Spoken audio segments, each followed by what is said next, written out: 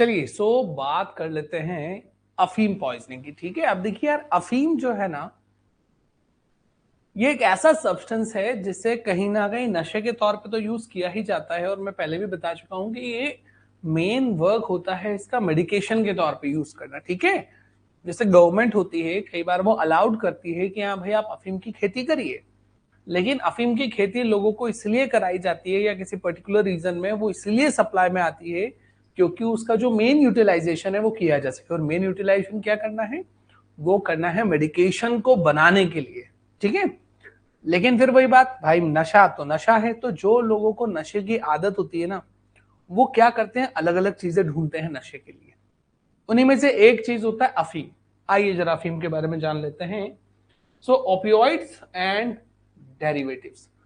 अफीम एक ऐसा सब्सटेंस है, आपने देखा होगा डोडा देखा है, ये अनार जैसा दिखता है अफीम जिससे मिलता है डोडा। ठीक है, बिल्कुल अनार जैसा होता है। कमाल की बात यह है जो उसका प्लांट होता है, जो डोडा हम देखते हैं अफीम, उसके हर पार्ट से कुछ ना कुछ बनता है भाई, हर पार्ट से।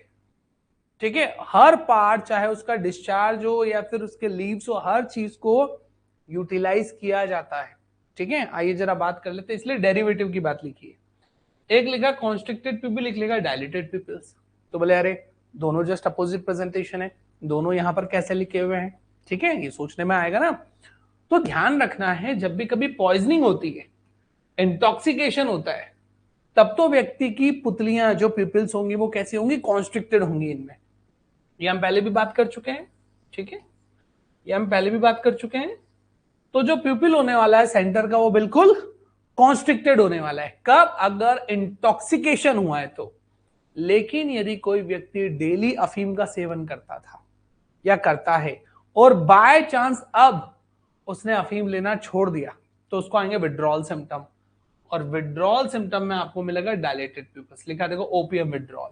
ठीक है, तो बेसिक कंसेप्ट ये है कि चाहे किसी कारणवश उसको ना मिल रहा हो नशा, या फिर उसने खुद ने इमेज किया है कि नहीं यार मुझे क्विट करना है, ठीक है, अब मुझे नहीं लेना है, आज के बाद मैं नहीं लूंगा, तो अगर वो क्विट करता है, ओपीएम विड्रॉल में आता है, तो उसमें डायलिटेशन हमें देखने को मिलता है, डायलेटेड प्यूपिल देखने को मिलता है। करेक्ट, जबकि इंटॉक्सिकेशन में कॉन्स्ट्रिक्टेड प्यूपिल मिलता है। ये बेसिक फर्क याद रखना है आपको। यहां पर लिखा है कि ड्रग जो है वो मेथाडोन यूज करते हैं, क्लोनिडीन यूज करते हैं, नॉलोक्सिन यूज करते हैं, इनकी जरूरत नहीं है। ठीक है, अपने को नहीं पूछेंगे ये कभी, तो ये छोड़ देना भले। फिर देखो क्या लिखा, all are adulterants of heroin. Actually क्या होता है, ये जो हेरोइन है, हेरोइन ये भी अफीम का ही एक प्रोडक्ट है। आपने सुना होगा हेरोइन, सुना है कि नहीं हेरोइन? भाई मूवीज वगैरह में सुना होगा ना, हेरोइन का व्यापार करता है वो तो। ठीक है, वो तो ड्रग्स का सरगना है। ठीक है, वो मैक्सिको वगैरह में नहीं, अभी एक ड्रग के सरगना को मार दिया था, तो वो सब यही लोग करते हैं, है ना, बांटते रहते। तो हेरोइन जो है वो भी एक बाय प्रोडक्ट है बेसिकली। वो पूछ रहा है कि सब कुछ इसके एडल्ट्रेंट है, मतलब जो कि हेरोइन के साथ मिक्स कर सकते हैं। अब हेरोइन होता कैसा है, ये होता है बिल्कुल सफेद कलर का। ठीक है, पाउडर के जैसा। आपने संजू मूवी देखी है? संजू मूवी, संजू मूवी जो है ना, जो रणवीर कपूर ने कैरेक्टर प्ले किया था संजय दत्त का, उसमें एक सीन है, वो सीन अगर आपको ध्यान हो तो उसमें क्या था कि ये तो खूब ड्रग्स लेता है संजय दत्त, और उसका फ्रेंड जो है वो दिखाता है कि मैं ड्रग्स लेता हूं। एक ऐसा मोमेंट होता है जब वो उसको पकड़ लेता है ना, उसके जेब से पुड़िया निकालता व्हाइट कलर की, और वो देखता है ये तो एक्चुअल में ड्रग्स है नहीं, ये तो चाक पाउडर था या सिंपल पाउडर था, और मुझे सिखा दिया ड्रग्स लेना। समझो कंसेप्ट। तो ऐसी चीजें जो उसके जैसे दिखेंगी वही तो मिलावट के तौर पे यूज की जा सकती है ना। तो इसलिए लिखा ऑल आर एडल्टेंट्स ऑफ हेरोइन। तो देखो चाक पाउडर, क्विनीन, फ्रक्टोज, ये सब व्हाइटिश कलर के होंगे। ठीक है, चाक पाउडर, क्विनीन, फ्रक्टोज, है ना, फ्रक्टोज शुगर। ठीक है, तो ये जो होती है ये सब व्हाइट कलर की होती है, इसलिए इसको हेरोइन के साथ मिला देते हैं, या फिर मिलावट नहीं तौर पर, तो जैसा मैंने मूवी का इंसिडेंस बताया कि दिखाया जाता है कि देखो भाई हम तो ये लेते हैं ड्रग्स। समझेंगे नहीं आप कोई बोले कोयला इसका अडल्ट्रेंट है क्या, कैसे पॉसिबल है?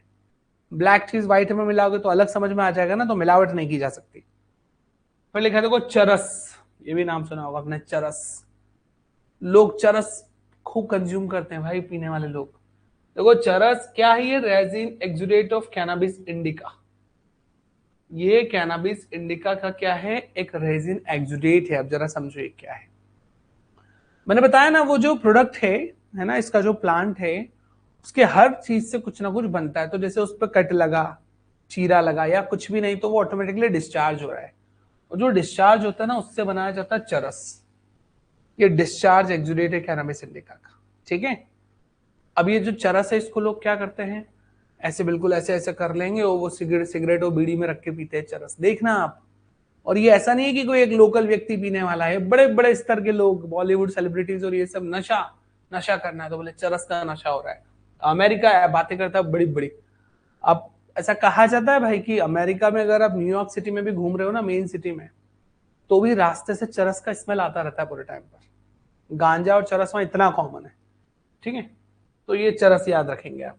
फिर देखो गांजा, गांजा is obtain from flowering tops. Flowering top से गांजा मिलता है, गांजा। तो ये गांजा, चरस, ये सब सुना है आपने, ठीक है। तो भाई गांजा, गांजा जो है वो, इस गांजे को देखा होगा ये भी लोग उसमें सिगरेट विगरेट में डाल के पी लेते हैं, ठीक है। और एक और चीज आती है, वो नहीं ऐसे नली जैसा होता है भाई, उसमें भी गांजा पीते हैं लोग, ठीक है। और भांग वांग भी होता है, ठीक है। तो हर चीज में यूटिलाइज किया जा सकता है। फिर देखो opium poisoning is featured by constricted pupil. देखो खास बात जो आपको ध्यान रखना है, constricted pupil, respiratory depression and hallucinations. Actual में क्या है, ये सब न्यूरोटॉक्सिक्स है। न्यूरोटॉक्सिक्स मतलब इनका जो इम्पैक्ट होता है वो कहां होता है, ब्रेन पर होता है। तो ब्रेन पर अगर आपका इम्पैक्ट हो रहा है तो ब्रेन पर इसका असर देखने को मिलेगा। व्यक्ति अगर हेलुसिनेट करेगा, बेवजह की चीजें दिख रही हैं, जो हकीकत में नहीं है वो इसको दिख रही है, जो है नहीं वहां पर वो उसको सुनाई दे रहा है, समझे कि नहीं आप। तो ये हेलुसिनेट कर रहा है, इसके जो स्पेशल सेंसेस है वो गड़बड़ी काम कर रहे हैं सारे के सारे, तो इसे हेलुसिनेशन होने लगता है। याद रखना ओपियम पॉइजनिंग के केसेस में कॉन्स्ट्रिक्टेड प्यूपिल है, रेस्पिरेटरी डिप्रेशन है, जो मसल्स होंगी उनका एक्शन बिल्कुल लो डाउन हो जाएगा।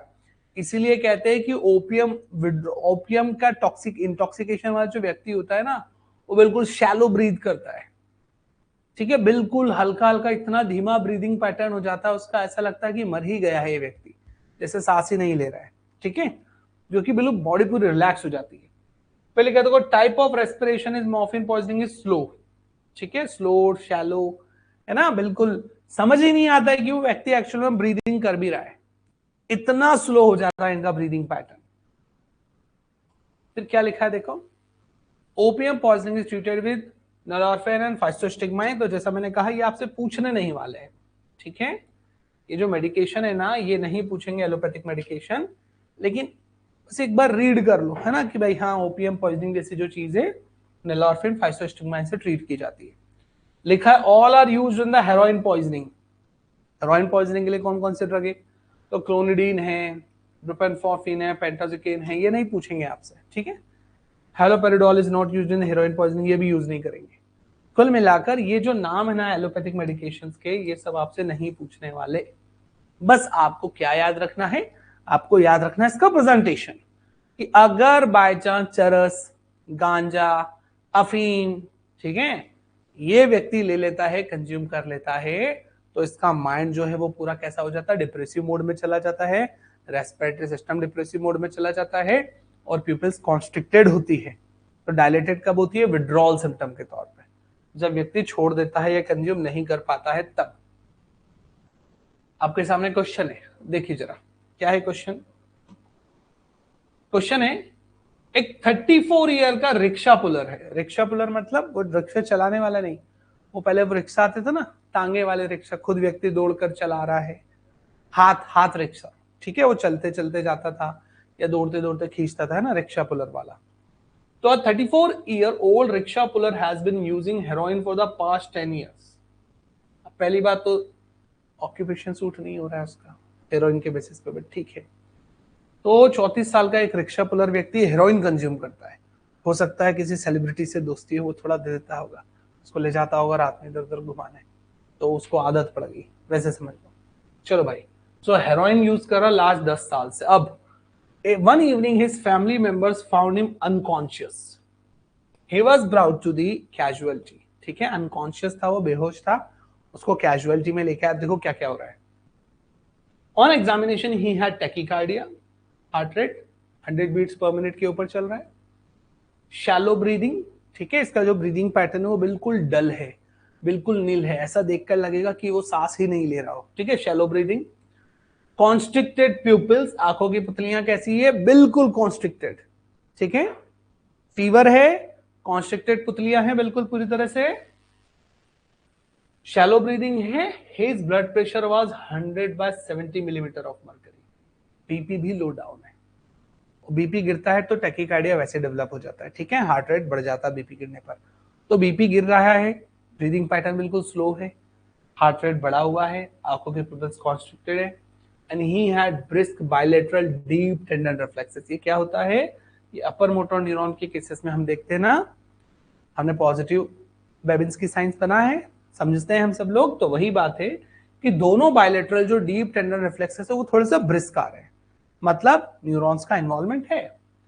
The plantar reflexes were flexor on both sides. अब इसका क्या मतलब हुआ, इसका मतलब हुआ कि जब आपने टेंडन चेक करा, जैसे मान के चलो पटेलर टेंडन यूज किया, ठीक है, नी जर्क को आपने देखने की कोशिश करी, तो थोड़ा सा मूवमेंट हुआ, ब्रिस्क हुआ, लेकिन जब आप पॉजिटिव बेबिन्स्की साइन को फिर से एलिसिट कर रहे हो तो हो सकता है वो पॉजिटिव ना आए, ठीक है, प्लांटर रिफ्लेक्सेस फ्लेक्सर है, मतलब वो नेगेटिव हो सकता है। ट्रीटमेंट क्या देंगे आप, तो ट्रीटमेंट छोड़ो, ट्रीटमेंट भले नैलोक्सोन दिया जा रहा है ना, ये है क्या, ये एक्चुअल में सीधे सीधे प्रेजेंटेशन है हेरोइन पॉइजनिंग। ये जो क्वेश्चन है ना, ये सिर्फ इसलिए फ्रेम किया गया था आपको हेरोइन पॉइजनिंग मतलब ओपीएम प्रोडक्ट, ओपीएम डेरिवेटिव के सिम्टम्स को याद रखने में आसानी हो, समझे आप। तो कंसेप्ट ये है, चाहे हेरोइन हो चाहे ओपीएम हो, अगर ऐसा कोई प्रोडक्ट यूज कर लिया जाता है किसी व्यक्ति के द्वारा, तो जो चीज आपको ध्यान रखना है वो क्या है, वहां पर उस व्यक्ति में अनकॉन्शियसनेस देखने को मिलेगी, ब्रीदिंग पैटर्न बिल्कुल स्लो मिलेगा, ब्लड प्रेशर बिल्कुल गिर चुका होगा, टैकीकार्डिया आपको प्रेजेंटेशन में आएगा, ठीक है, याद रखना, और पीपल्स कैसी बिल्कुल कॉन्स्ट्रिक्टेड है, और नर्व्स भी यहाँ पर इन्वॉल्व हो रहे हैं, दोनों प्लांटर रिफ्लेक्सेस फ्लेक्सरी आ रहे हैं, लेकिन टेंडन रिफ्लेक्स थोड़ा सा ब्रिस्क आ रहे हैं, ये ध्यान रखना है, ठीक है। चलिए दूसरा क्वेश्चन, विड्रॉल पे, ये क्वेश्चन पूछा गया है कई बार। 60-year-old man present in OPD with history of opium addiction for the last 20 years। 60 साल का व्यक्ति है आज आपके सामने और वो पिछले 20 सालों से अफीम का सेवन कर रहा है, तो जो 1/3 ऑफ लाइफ से वो सेवन ही करता जा रहा है, 20 साल हो गए, 20 साल से ज्यादा हो गए अफीम का सेवन कर, अब उसकी अंतरात्मा जाग गई। सो he has given up opium from 2 days। 2 दिन हो गए उसने अफीम लेना छोड़ दिया और 20 सालों से भी ज्यादा समय तक वो लगातार ले रहा है। अब आपसे पूछा अगर उसने छोड़ दिया तो विड्रॉल सिम्टम क्या होगा, विड्रॉल सिम्टम्स, तो याद रखना है ये बहुत फेमस प्रेजेंटेशन है, राइनोरिया, नाक बहना। इस व्यक्ति की नाक पानी जैसे बहने लग जाती है, बिल्कुल पानी के जैसे। तो पानी के जैसे नाक का बहना ये कभी भी प्रेजेंटिंग फीचर आता ही नहीं है। अगर इंटॉक्सिकेशन होता है ना, जैसे कोई व्यक्ति कंज्यूम कर रहा है ओपीएम को या हेरोइन को, तो प्रेजेंटिंग फीचर में कभी भी हमें राइनोरिया नहीं देखने को मिलता, मतलब नाक बहती हुई हमें नहीं देखने को मिलती है। लेकिन राइनोरिया कब हमें देखने को मिल रहा है, ध्यान रखेंगे आप, जब विड्रॉल सिम्टम आ रहे हैं, जब उसने लेना छोड़ दिया उससे, है ना, अंतरात्मा जाग गई, बोले नहीं कल से बंद, 2 दिन बाद ही नाक बहना शुरू हो जाएगी, तो विड्रॉल सिम्टम होते हैं। देखो इसका नहीं, जितनी भी आप न्यूरोटॉक्सिक्स लेने वाले हो, मतलब ऐसे सारे ड्रग्स या ऐसा सारा नशा जो ब्रेन को परेशान करेगा आगे चलकर, जैसे भांग हो, अफीम हो, गांजा हो, चरस हो, ये बहुत डेंजर होते हैं। डेंजर होते हैं इन द सेंस ये बिल्कुल आपके माइंड को रिलैक्स कर देंगे, जब आप लोगे आपको बहुत मजा आएगा, लेकिन इनके बगैर आप बहुत परेशान हो जाओगे। जो लोग एडिक्ट हो जाते हैं ना, हम कहते हैं ना ड्रग एडिक्ट हो गया है, ड्रग एडिक्ट, ठीक है, वो रिहैबिलिटेशन सेंटर्स में जाते हैं, वो अल्कोहल वाले भी होते हैं, लेकिन ज्यादातर तादाद जो है वो इनकी होती है। और जो लोग अल्कोहल कंज्यूम करते हैं फिर वो बड़ा एक्सक्यूज देते हैं, बोले भाई अल्कोहल पीने वाले लोग हैं, हम तो शराब पीने वाले सीधे साधे लोग हैं, शराब पीने वाले सीधे साधे लोग हैं वो। बोले क्यों, बोले हम सूखे नशे नहीं करते, इनके लिए कॉमन वर्ड है सूखा नशा। क्या बोलते, सूखा नशा। ये हनी सिंह को देखो ना, हनी सिंह, रैपर हनी सिंह है ना, सिंगर हनी सिंह, तो वो ये कहता है, बोले मेरे इतने साल खराब हो गए सूखे नशे करके, मैं रिहैबिलिटेशन सेंटर गया, ऐसा गया वैसा गया, अब मैं सिर्फ शराब पीता हूँ थोड़ी सी।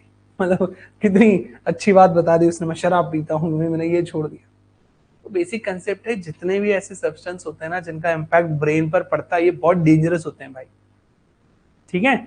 अल्कोहल भी डेंजरस होता है, उसकी भी लत लग जाती है, वो भी ब्रेन पर इम्पैक्ट डालता है, ठीक है। तो वो तो एक्सक्यूजेज है कि वो ठीक है, ये अच्छा नहीं है, वो भी अच्छा नहीं है, ये और ही अच्छे नहीं, बिल्कुल अच्छे नहीं, ठीक है। ये ध्यान रखना है भाई आपको। चलो आगे बढ़े, आते हैं कैनाबिस पर। कैनाबिस या कोकेन, चलो थोड़ा सा और कोकेन में फोकस करेंगे हम, कोकेन की बात है ये। कोकेन भी ऐसा है जो आपने नाम सुना होगा, कोकेन का भी नाम सुना है ना? अरे नहीं तो मूवीज वूवीज में तो सीरियल वीरियल में सुन लिया होगा, जो लोग सीरियल देखते हैं उनने सीरियल में सुन लिया होगा, वेब सीरीज वालों ने वेब सीरीज में सुन लिया होगा, मूवीज वालों ने मूवीज में सुन लिया होगा। हकीकत में अपना पाला नहीं पड़ता है ना, अपन उतने खतरनाक सिटीज में नहीं रहते जहां पर ये बहुत आम बात हो, ठीक है। अब आप में से कोई पंजाब साइड का हो तो अपने भैया हो सकता है आप जानते हो ज्यादा ना, वहां उस साइड थोड़ा ज्यादा चलता है। चलिए, तो सबसे पहले यहां पर लिखा है run amok is a feature of, और यहां लिखा हुआ है कैनाबिस। अभी क्या होता है पहले से ये समझो। रन अमॉक जो होता है ना, ये होता है एक सडन इंपल्स, सडन इंपल्स। अब देखो ये एक्चुअल में टिपिकल भांग है,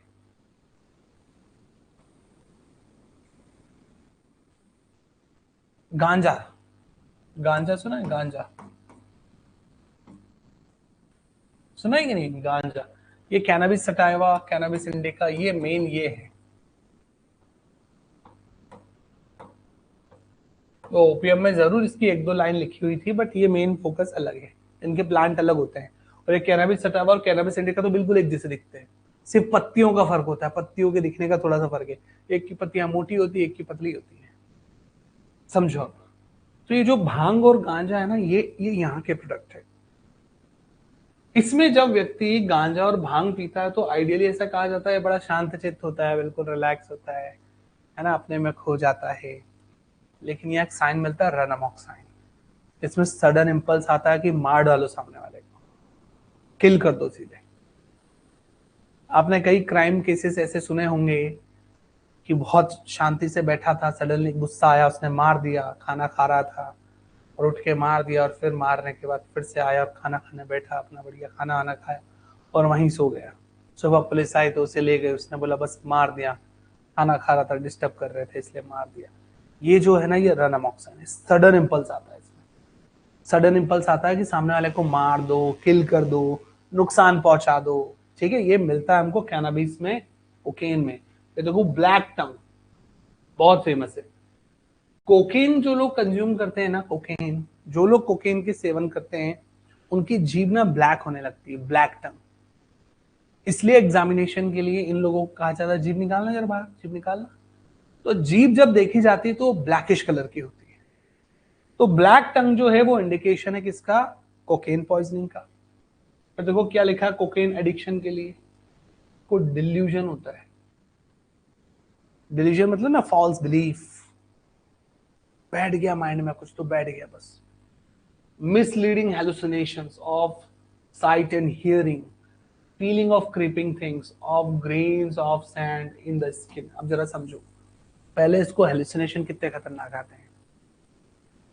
ये बोलेगा मुझे रन अमॉक साइन है, इम्पल्स मारने का, बोले क्यों? उसने कहा था कि मार दे। तो किसने? वो देखो वो सामने बैठा है ऊपर, वो अभी भी कह रहा है कि आपको भी मार दो, समझे आप? इसको हेलुसिनेट होने लगता है भाई, हेलुसिनेशन हो रहा है इसको। इसको या तो साइड का हेलुसिनेशन हो रहा है, कुछ गड़बड़ चीजें दिख रही है जो कि है ही नहीं हकीकत में, या उसको सुनाई दे रहा है पीछे से कोई बोला मार दे, उसको भी मार दे, मार दे। फिर गुस्सा करेगा, अरे मार रहा हूं धीरे धीरे, रुको, समझो। या तो हियरिंग का हेलुसिनेशन हो सकता है, या विजन का साइट का हेलुसिनेशन हो सकता है। और हेलुसिनेशन होगा, कोई ऑब्जेक्ट नहीं है बट इसको हेलुसिनेशन होता है। तो जितने भी साइकोट्रोपिक ड्रग्स होती है ना, खासकर ब्रेन पर इंपैक्ट करने वाली, उनके ये हाल ये होने लगते हैं।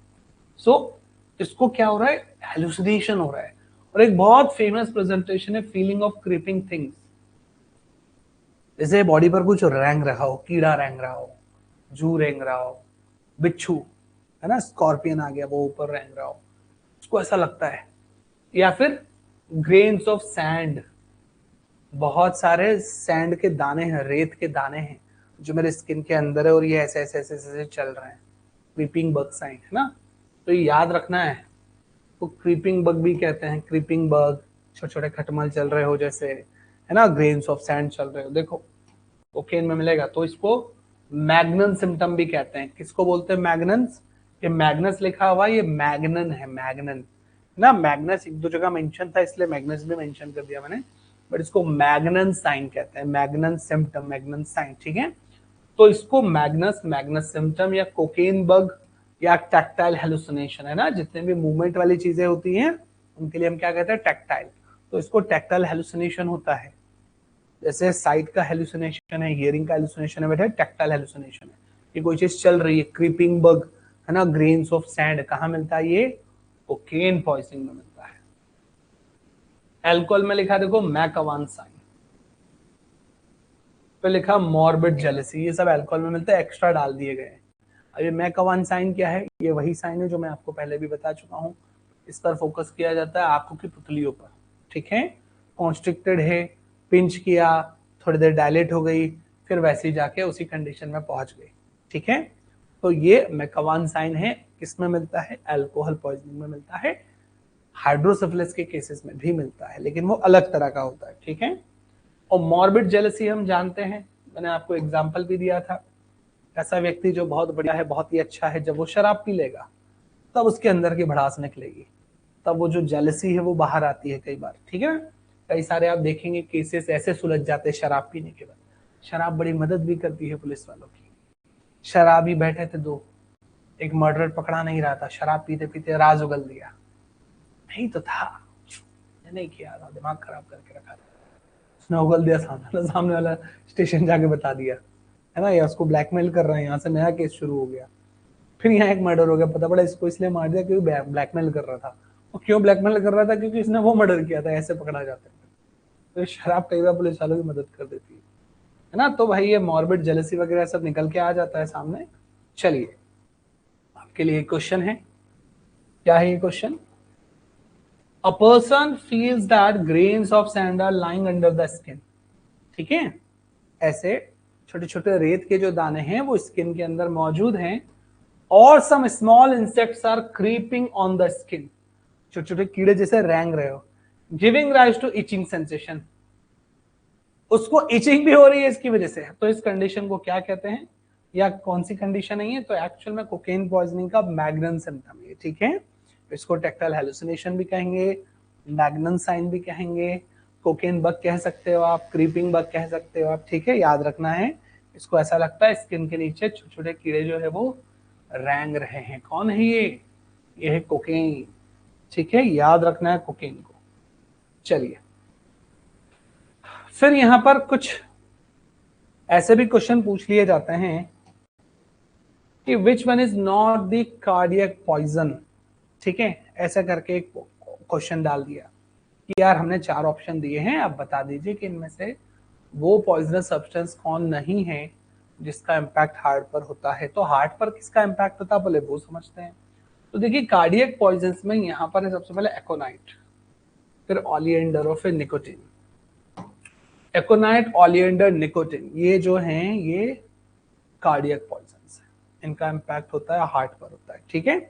ये ध्यान रखना है हमको, इसको भी आप याद रख सकते हो ये एकोनाइट को, ठीक है। वो कौन सा एक वेब सीरीज था सैफ अली खान वाला, ठीक है, उसमें वो एक व्यक्ति को किल करने के लिए एकोनाइट पॉइजनिंग को यूज करता है। ये हार्ट अटैक के सिम्टम दे देता है सीधे सीधे, ठीक है। व्यक्ति बैठे बैठे हार्ट अटैक आ जाता है उसको और वो मर जाता है, तो ऐसा लगेगा किसी भी व्यक्ति को कि अरे इसकी तो मौत हार्ट अटैक से हुई है, लेकिन वो एकोनाइट पॉइजनिंग हो सकती है। तो एकोनाइट, ओलिएंडर, निकोटीन, ठीक है, ये सब क्या है? सब कार्डियक पॉइजन है। इनका इम्पैक्ट हार्ट पर होगा, हार्ट की एक्टिविटी रुक जाएगी और व्यक्ति की डेथ हो जाएगी। Opium is not cardiac poison. क्यों नहीं है ओपियम? क्योंकि ये तो न्यूरोसाइकोट्रोपिक सब्सटेंस है ना एक, देखा जाए तो इसका इम्पैक्ट ब्रेन पर होता है।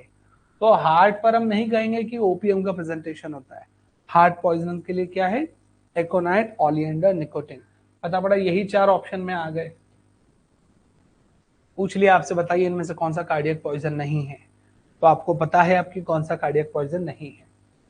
Fatal period of aconite is usually 1 to 5 hours, ठीक है, 1 से 5 घंटे। देखो हकीकत में 1 से 5 घंटे होता है, मूवीज में तो 2 मिनट में मार देते हैं। कोई सा भी जहर हो, मूवीज के अकॉर्डिंग कोई सा भी जहर हो, वो 30 second, 1 minute, 2 minute, upper limit 2 minute, 2 minute में तो मार देते हैं, है ना। वो डायलॉग वायलॉग मारे थोड़े बहुत और कन्फेशन किया जो भी करना था, और बोले जहर था जहर, है ना, और मार देते हैं, ठीक है। तो भाई ये एक्चुअल में फटल पीरियड 1 to 5 आवर्स होता है, याद रखना है आपको। इसके लिए कार्डियक पॉइजन के लिए, खासकर एकोनाइट पॉइजनिंग के लिए। फिर देखो जरा क्या लिखा है भैया, जिनका इम्पैक्ट ब्रेन पर होता है, अजीब अजीब सी चीजें दिखने लगती है, अजीब अजीब सी चीजें समझ में आती है, मतलब डेलीरियम।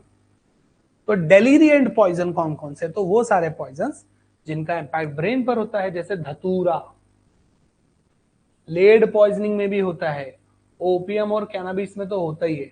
धतूरा को जानते हो कि नहीं आप? धतूरा, धतूरा आप सबने देखा है ना, हम पहले भी बात कर चुके हैं धतूरे की, आप सब ने देखा है धतूरे को, देखा है कि नहीं धतूरे को? स्ट्रोमोनियम मेडिसिन पढ़ी है ना हमने, है ना, पढ़ी है कि नहीं पढ़ी है? तो धतूरे को भी हम जानते हैं। ये वही धतूरा है जो आपने देखा हो, व्हाइट व्हाइट ने देखा हो, भले ग्रीन कलर का धतूरा सबने देखा है ना। अरे अरे भोलेनाथ जी की पूजा करते हैं ना अपन, शिवरात्रि वगैरह पे, तो वो ग्रीन कलर का चढ़ाते हो कि नहीं? वही तो धतूरा है, बेलपत्र के साथ वो जो ग्रीन कलर का कांटेनुमा स्ट्रक्चर होता है ना, पूरा बॉल, वो ये धतूरा बेसिकली, ठीक है। बस बात ये है कि ग्रीन धतूरा होता है अपने यहाँ पर। इसका और पॉइजनस भयंकर सब्सटेंस होता है व्हाइट धतूरा, वो बहुत ज्यादा खतरनाक होता है। तो खैर भाई, धतूरा, ओपियोइड, कैनाबिस, ये तो है ही। अब आपको याद रखना है, लेड पॉइजनिंग भी डेलीरियम दिखा सकता है, ठीक है। लेड पॉइजनिंग में भी डेलीरियम हो सकता है। यहां पर भी व्यक्ति अजीब अजीब सी बातें करेगा, अजीब अजीब सा बड़बड़ाएगा, ठीक है, यहां ध्यान रखेंगे आप। चलिए, फिर लिखा गया है both hepatic and renal failure can be caused by, मतलब ऐसे सारे सब्सटेंसेस जिनमें कि लिवर तो जाने ही वाला है, किडनी भी जाने वाली है, और यही दो मेन ऑर्गन है बेचारे, पता है। हार्ट और ब्रेन को हम देते जरूर है तवज्जो की, पूरी बॉडी मेंटेन करता है, लेकिन बुरी चीजों से लड़ाई करने का काम बेचारा लिवर करता है ना। लिवर डिटॉक्सिफाई करने में अपना समर्पण भाव से पूरा समय पे काम करता रहता है, और फिर उस सब्सटेंस को जो उसने मारा है, किल किया, डिटॉक्सिफाई किया, उसको निकालने का काम कौन करता है? किडनी करता है। तो लिवर और किडनी पर सबसे ज्यादा इंपैक्ट होता है, इसलिए बेचारे यही फेल हो जाते हैं काम कर करके। तो both hepatic and renal failure can be caused by paracetamol toxicity. देख लो भैया, कुछ लोग रोज पैरासिटामोल खाते हैं, रोज, दिन में 2 बार भी हो जाता है। बोले क्यों खाते हो?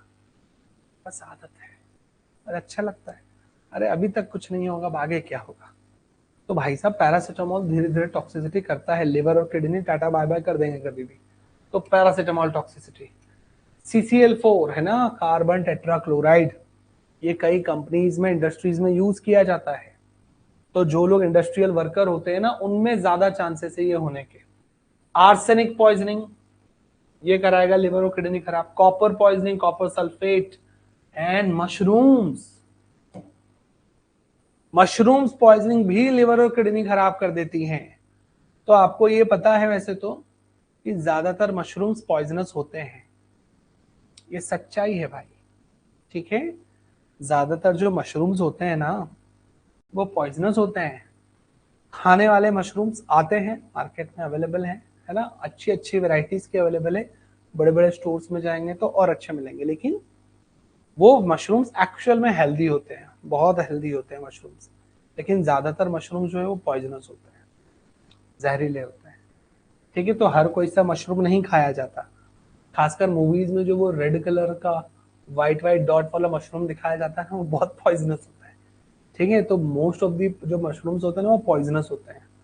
जो सिंपल से बिल्कुल बेचारे व्हाइट जैसे पड़े हुए हैं, मटमैले कलर के, वो ही होते हैं खाने वाले, है ना। उन्हीं में न्यूट्रिशियस सब्सटेंस, जितने कलरफुल मशरूम से ज्यादा बिल्कुल तड़क भड़क वाले दिखने वाले सुंदर है, वो ज्यादा पॉइजनस है ना। याद रखना ये चीज। चलो भाई, सो हेपेटिक और रिनल फेल्यूर में याद रखना है paracetamol toxicity, carbon tetrachloride, arsenic, copper sulphate, mushrooms.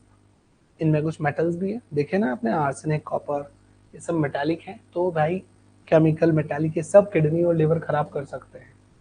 चलिए कुछ बात करेंगे स्पाइनल पॉइजन्स की। आपने एक चीज नोटिस करी होगी, पुराने समय में जब युद्ध हुआ करते थे, लड़ाइयां हुआ करती थी, तो तीर अंदाज बिल्कुल सबसे बड़ा रोल होता था, तीर अंदाज होता भाई, है ना, वो बिल्कुल एक्सपर्ट हुआ करते थे। अब तीर मार रहे हैं, अब किसी को तीर लग गया, मान लो थोड़ी ही चोट लगी, तो उसको तो फर्क ही नहीं पड़ेगा, तीर अलग वेस्ट हो जाएगा, हाथ को टच करता हुआ चीरता हुआ निकल गया, बस यहाँ थोड़ा सा चीरा लगा और निकल गया, तीर अलग वेस्ट हो गया। और वो तो कुछ नहीं, हाथ पे पट्टी बांध के दौड़ रहा है। अब बॉलीवुड मूवीज होता है वो तो गोली लगने के बाद भी लोगों को मार देता है, हीरो होता है तो।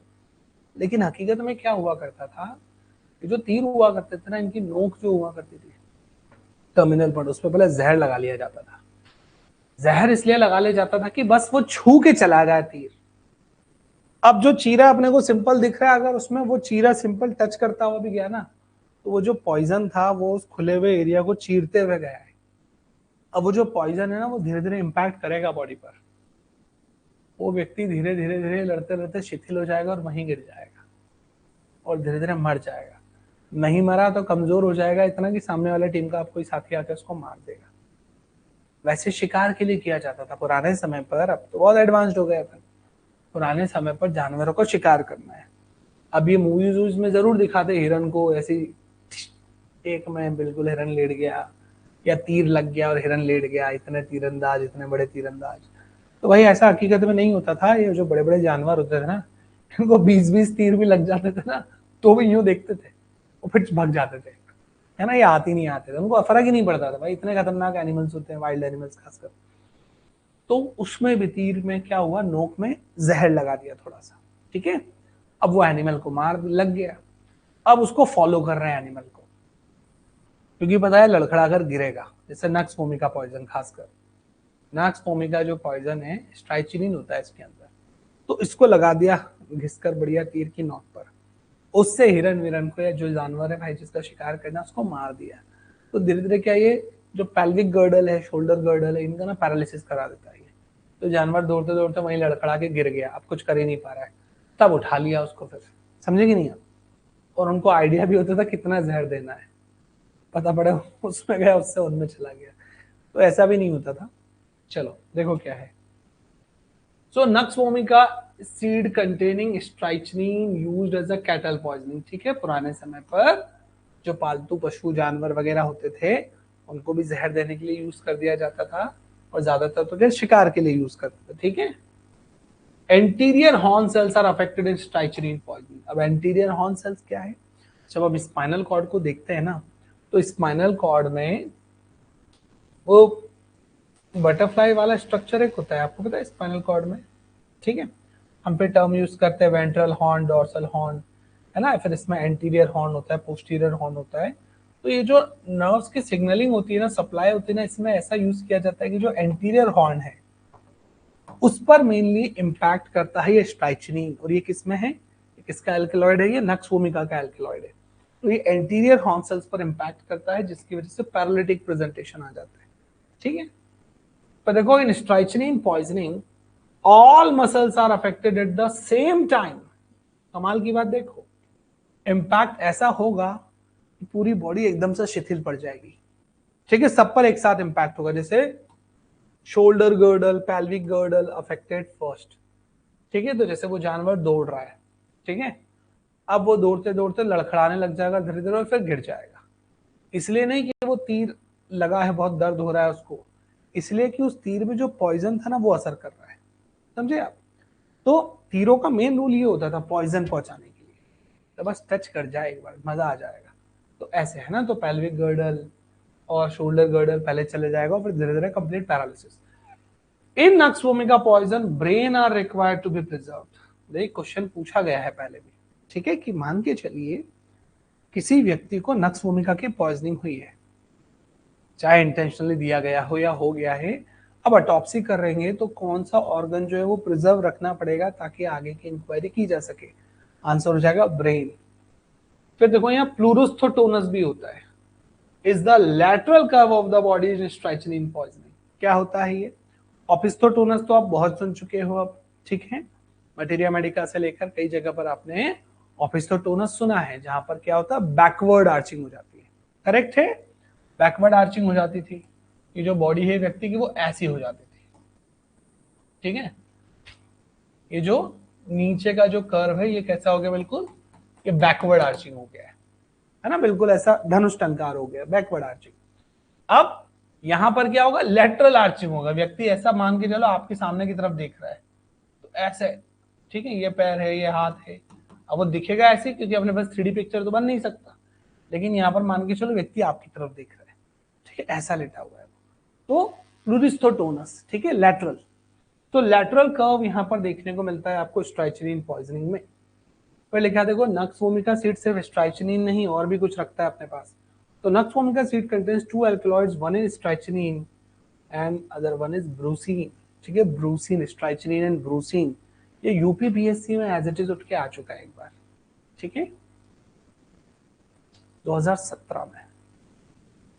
2017 का यूपीपीएससी का जो एग्जाम हुआ था, ठीक है, उसमें आया था क्वेश्चन, है ना। हमारा इंटर्नशिप कंप्लीट हुआ था के बाद गए थे हम लेने, तब का ये। So nux vomica seeds contains 2 alkaloid, strychnine and brucine. तो ये भी आपको याद रखना है कि स्ट्राइचनिन होता है, दूसरा कौन सा होता है ये पूछा था कि एक तो स्ट्राइचनिन होता है, दूसरा कौन सा होता है, तो दूसरा होता है ब्रूसीन, ठीक है, स्ट्राइचनिन एंड ब्रूसीन याद रखेंगे आप। चलिए, सो ये तो स्पाइनल पॉइजनिंग है, तो कंसेप्ट याद रखेंगे ना, क्या है, बहुत सिंपल है भाई।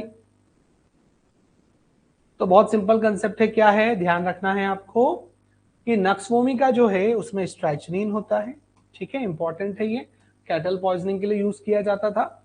एंटीरियर हॉर्न सेल्स पर इंपैक्ट करता है मेनली स्ट्राइचनिन। क्या खासियत है इसकी, ये एक साथ सारी मसल्स को इन्वॉल्व करता है, उसमें भी पहले शोल्डर गर्डल और पेल्विक गर्डल इन्वॉल्व हो जाते हैं, इसलिए शिकार करने के पर्पज से इसको ज्यादा यूज किया जाता था। नक्स वोमिका पॉइजन में अगर आपको ऑटोप्सी करके प्रिजर्व करना है कोई ऑर्गन, तो क्या रखेंगे, ब्रेन रखेंगे। यहाँ प्लूरिस्थोटोनस होता है ना, लेटरल आर्चिंग डेवलप हो जाती है पूरी बॉडी में स्ट्राइचनिन पॉइजनिंग की वजह से। और नक्स वोमिका में टोटल 2 अल्कलॉइड होते हैं, पहला स्ट्राइचनिन होता है और दूसरा होता है ब्रूसिन, याद रखना है, ओके। चलिए आते हैं धतूरा पॉइजनिंग पर, ठीक है, धतूरा। तो वो जो धतूरा सिंपल आप देखते हैं वो उतना सिंपल होता नहीं है। देखो ये जो सिंपल धतूरा का प्लांट आपके आसपास भी अगर है ना, तो भी आप उसको हल्के में नहीं लेना, ठीक है। अपन जैसे भोलेनाथ जी का एग्जाम्पल्स है, आप मैं याद रखाता हूँ, आप मतलब कोशिश करूंगा आपको ये याद रहे। भोलेनाथ जी को नीलकंठ कहते हैं, नीलकंठ क्यों कहते हैं नीलकंठ, है ना। तो कंसेप्ट ये है कि भाई उन्होंने पृथ्वी को या दुनिया को बचाने के लिए, है ना, जो भी प्रोसेस हुआ था और जो जहर निकला, तो वो जहर उन्होंने खुद ने पी लिया। जब से उन्होंने जहर पिया, उनका कंठ, उनका गला जो है वो नीला पड़ गया, इसलिए उन्हें नीलकंठ कहा जाता है। करेक्ट है। तो ये जो पॉइजनस सब्सटेंसेस है ना, ये चढ़ते हैं भोलेनाथ जी को। भोले बाबा, है ना, बोलते हैं कि भाई एकमात्र देवता जिनकी पूजा राक्षस भी करते हैं, तो वो राक्षसों के भी देवता है ना, भोलेनाथ।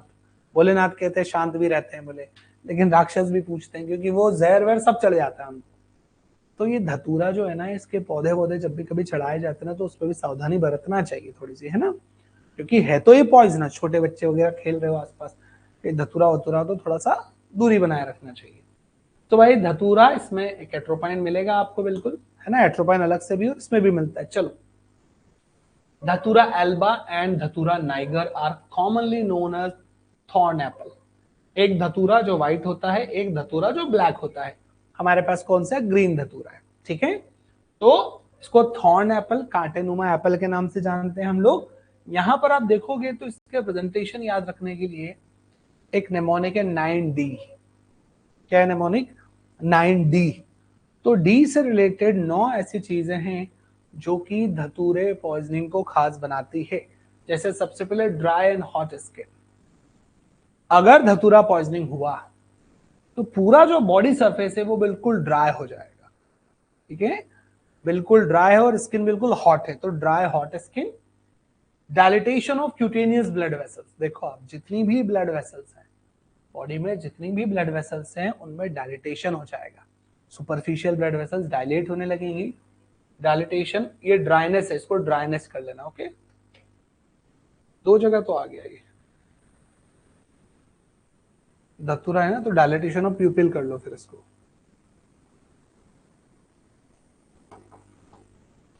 इसको डायलेटेशन ऑफ प्यूपिल कर लो। ओके, यहां पर आंखों की पुतलियां जो है वो डायलेट हो जाती है।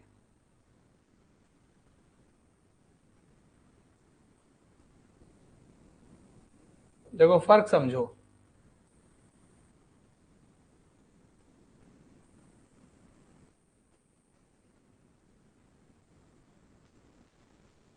तो बेसिक कंसेप्ट ये है, अभी तक जितने भी पॉइजन आप पढ़ रहे थे उसमें आपको मियोसिस देखने को मिल रहा था, करेक्ट? ये वाली सिचुएशन जो है वो देखने को मिल रही थी। सिर्फ ओपियम विड्रॉल में डायलेटेशन ऑफ प्यूपिल था, ऐसा प्रेजेंटेशन था।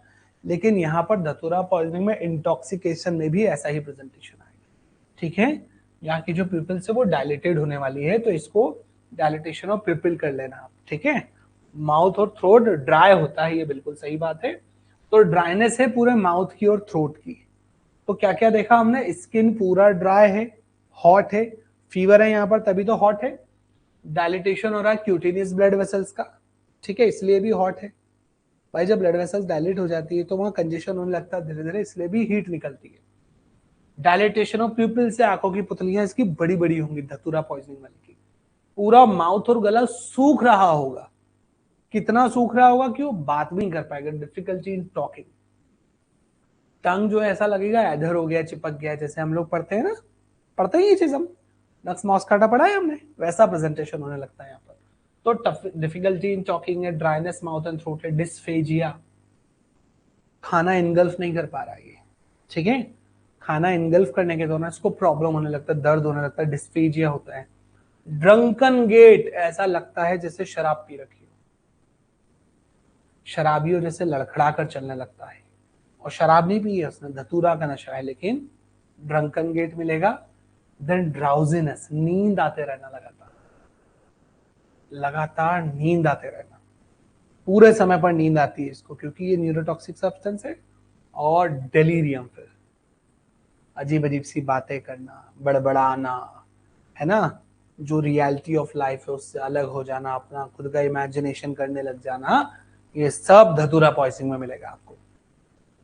तो धतूरा एल्बा, धतूरा नाइगर मेन पॉइजनस सब्सटेंस है, यहाँ पर याद रखना है आपको। थॉर्न एप्पल के नाम से हम इसको जानते हैं। 9D का प्रेजेंटेशन है यहाँ पर। क्या? यहाँ ड्राई हॉट स्किन मिलता है हमें, डायलिटेशन मिलता है क्यूटिनियस ब्लड वेसल्स का, जो कि हॉटनेस के लिए इंपॉर्टेंट हो भाई, मतलब स्वेटिंग भी होगा उसमें। और लेकिन यूजुअली कहते हैं कि ड्राई हीट होती है यहाँ पर, कि हीट तो बहुत निकलती बट पसीना नहीं निकल पाता। तो क्यूटिनस ब्लड वेसल्स की वजह से, प्लस डायलिटेशन है, आंखों की पुतलियां बिल्कुल डायलेट हो जाती है, डायलिटेशन ऑफ प्यूपिल कर ले आप। ड्राइनेस है पूरे माउथ और थ्रोट का, पूरा सूखा हो रहा है, बात करने में बहुत दिक्कत आ रही है, खाना खाने में इसको दिक्कत आ रही है, इनगल्फ करने में। ड्रंकन गेट है, शराबियों के जैसे चाल हो जाती है इसकी। नींद बहुत आ रही है, ड्राउजीनेस हो रही है, डेलीरियम में भी है। ठीक है, ये भी आपको याद रखना है। फिर देखिए जरा और क्या लिखा है। लिखा है द एक्टिव प्रिंसिपल ऑफ धतूरा इज हायोसामिन, एट्रोपाइन एंड हायोसिन। ये भी याद रखना है। धतूरा में जो मेन मिलेगा ना, अब देखो कमाल की बात, यहां पर बहुत कंफ्यूज होंगे आप। धतूरा है तो स्ट्रोमोनियम, स्ट्रोमोनियम है ना मटेरिया मेडिका के पॉइंट ऑफ व्यू से, और हायोसामस एक अलग रेमेडी है, करेक्ट? अब पता है हम क्या गलती करते हैं, हमसे पूछा गया हायोसाइमिन एल्कलॉइड कहाँ मिलता है, तो हम बोलेंगे हायोसाइमिन ही तो हायोजाइमस है, हायोसाइमस में मिलेगा।